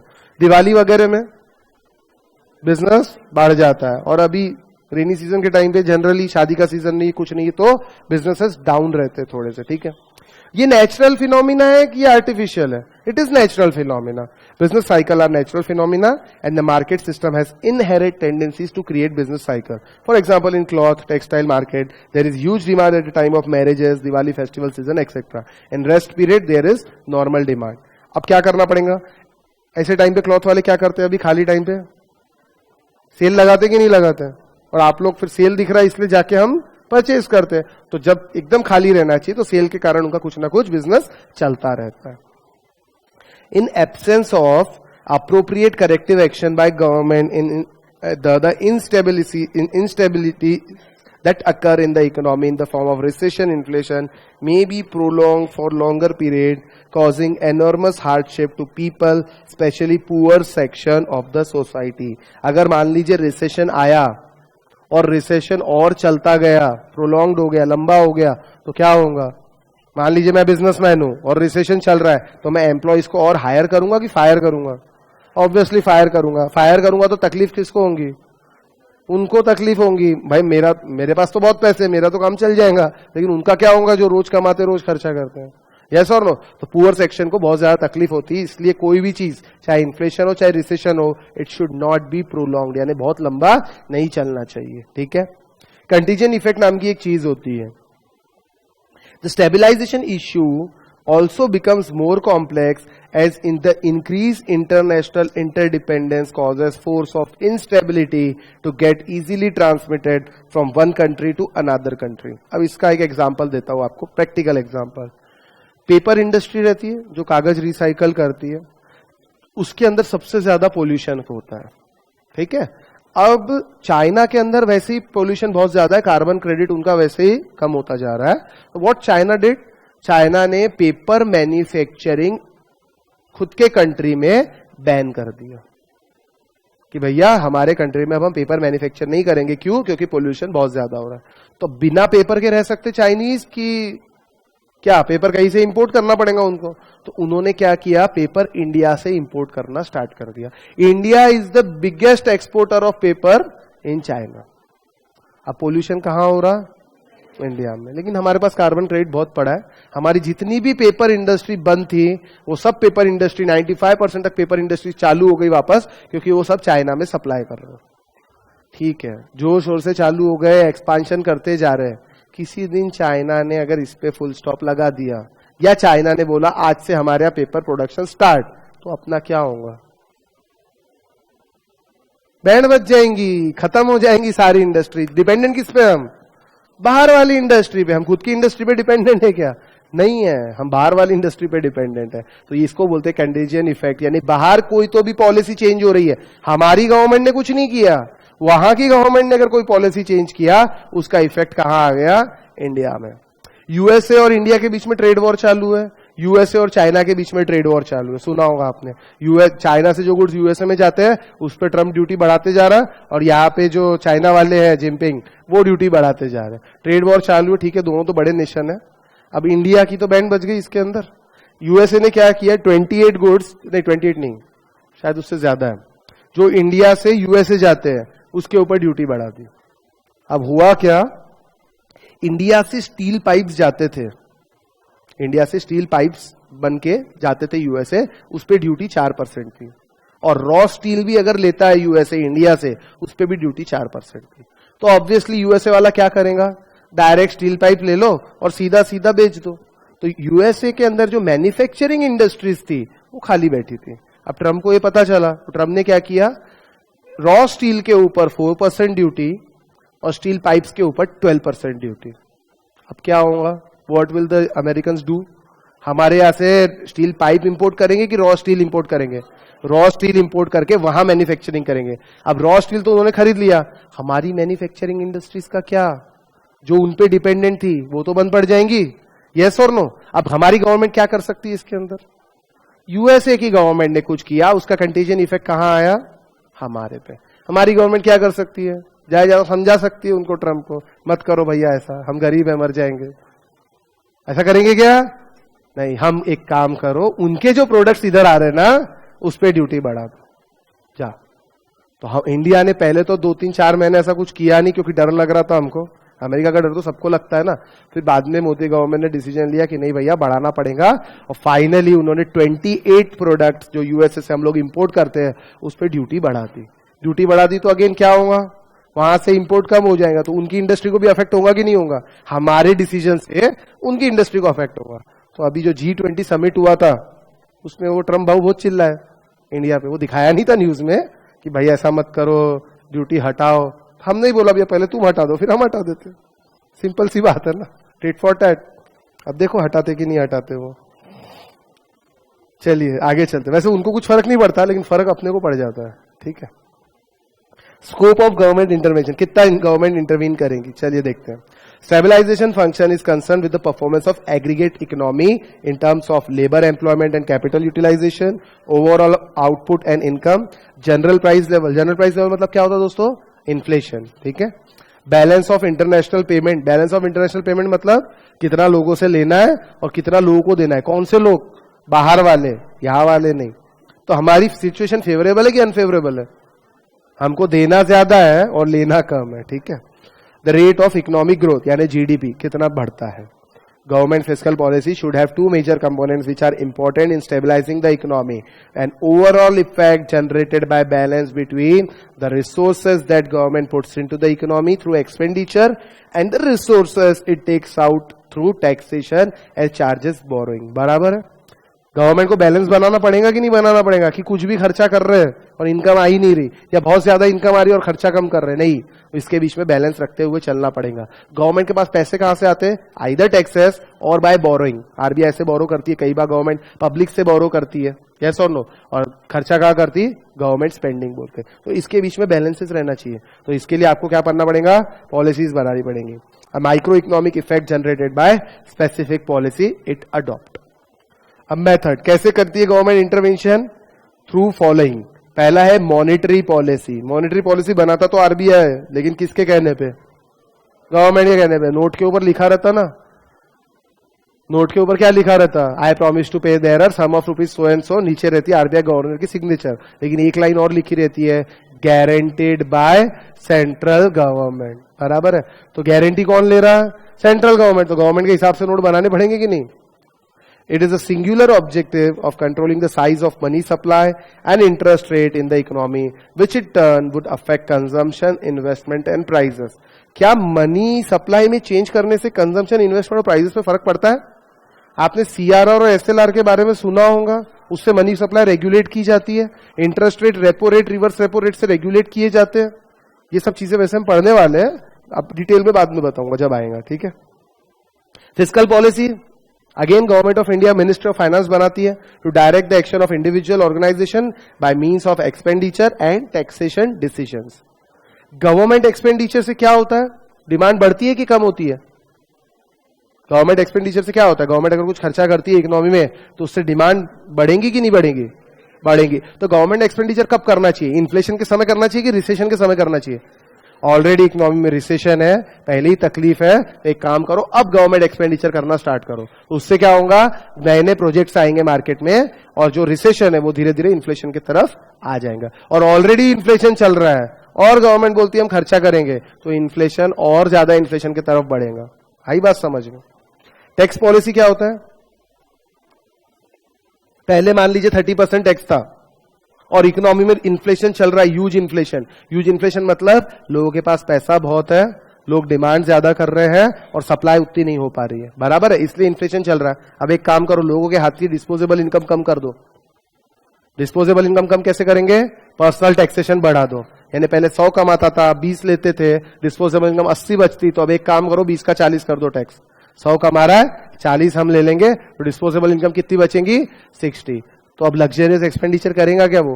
नहीं, इनकम कम हो गई। ठीक है। ड्यूरिंग रिसेशन, अब वही लिखा हुआ जो मैंने बोला अभी, during recession government increases it's expenditure और कट्स डाउन टैक्सेस। देखिए, रिसेशन के समय यानी लोगों के हाथ में पैसा कम है, उनको खर्चा करने के लिए बोलना है, तो गवर्नमेंट क्या करती है? खुद का एक्सपेंडिचर स्टार्ट करती है। खुद का एक्सपेंडिचर से क्या होगा? पब्लिक में पैसा जाएगा। प्लस एक काम और कर सकती है, टैक्सेस कम कर दो। टैक्सेस कम करने से क्या होगा? डिस्पोजेबल इनकम बढ़ जाएंगी, तो एक्सपेंडिचर ज्यादा करेगा। रिसेशन में वही चाहिए, एक्सपेंडिचर ज्यादा करे लोग, ऐसा गवर्नमेंट चाहती है। During recession, the government increases both its expenditure or cuts down taxes and adopts a combination of both, so that aggregate demand is boosted up with more money put into the hands of the people. On the other hand, to control inflation, government cuts down its expenditure or raises the taxes. Fourth point समझ में आया क्या? हाँ कि ना? इसके बाद the nature of budget, surplus और deficit. अच्छा चलो, एक सवाल बिना देखे बताओ, इकोनॉमी में रिसेशन है, इकोनॉमी में रिसेशन है, तो एज अ फाइनेंस मिनिस्टर मैं आपसे पूछता हूं, आपको फाइनेंस मिनिस्टर बना दिया जाता है और आपको बजट पेश करना है, आप सरप्लस बजट पेश करोगे कि डेफिसिट बजट पेश करोगे? इकोनॉमी में रिसेशन है, रिसेशन मतलब इकोनॉमी स्लो डाउन, आपको कौन सा बजट पेश करना चाहिए? सरप्लस बजट की डेफिसिट? क्यों? डेफिसिट का मतलब क्या? टैक्सेस कम, एक्सपेंडिचर ज्यादा। तो रिसेशन में गवर्नमेंट को करना क्या है? एक्सपेंडिचर ज्यादा करना है ना, तो एक्सपेंडिचर ज्यादा करेंगे, टैक्स कम करेंगे, तो बजट सरप्लस बनेगा कि डेफिसिट बनेगा?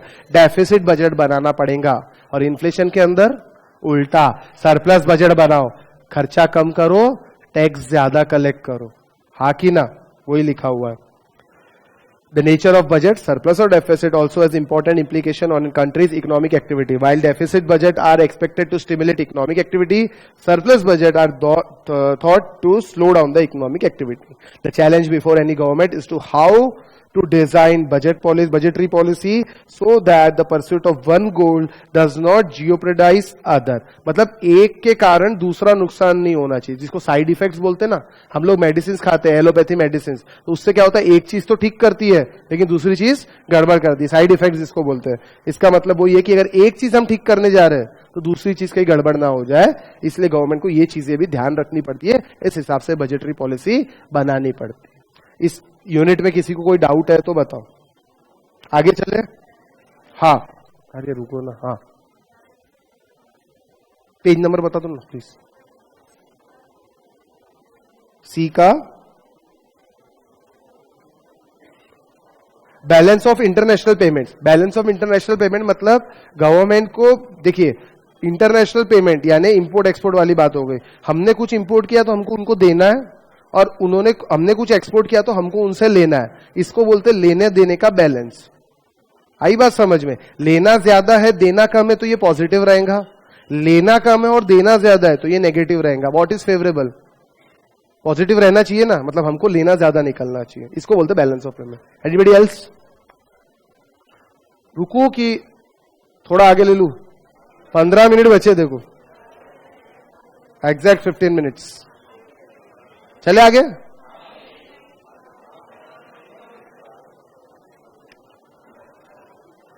मार्केट फेलियर अगला है हमारा सेकेंड यूनिट। एक यूनिट और हो गया, टोटल 3 यूनिट हो गए 14 में से, बचे कितने? 11। चलिए, मार्केट फेलियर वैसे भी पूरा डिटेल पढ़ाना पड़ेगा, एक ही साथ होगा। ठीक है, कल देखते हैं। बहुत इंटरेस्टिंग टॉपिक है, बहुत ज्यादा इंटरेस्टिंग है ये कल का। थेरोटिकल नहीं है, प्योर प्रैक्टिकल टॉपिक है, बहुत मजा आएगा आपको। ठीक है, और समझना बहुत जरूरी है। ठीक है, चलो बाय।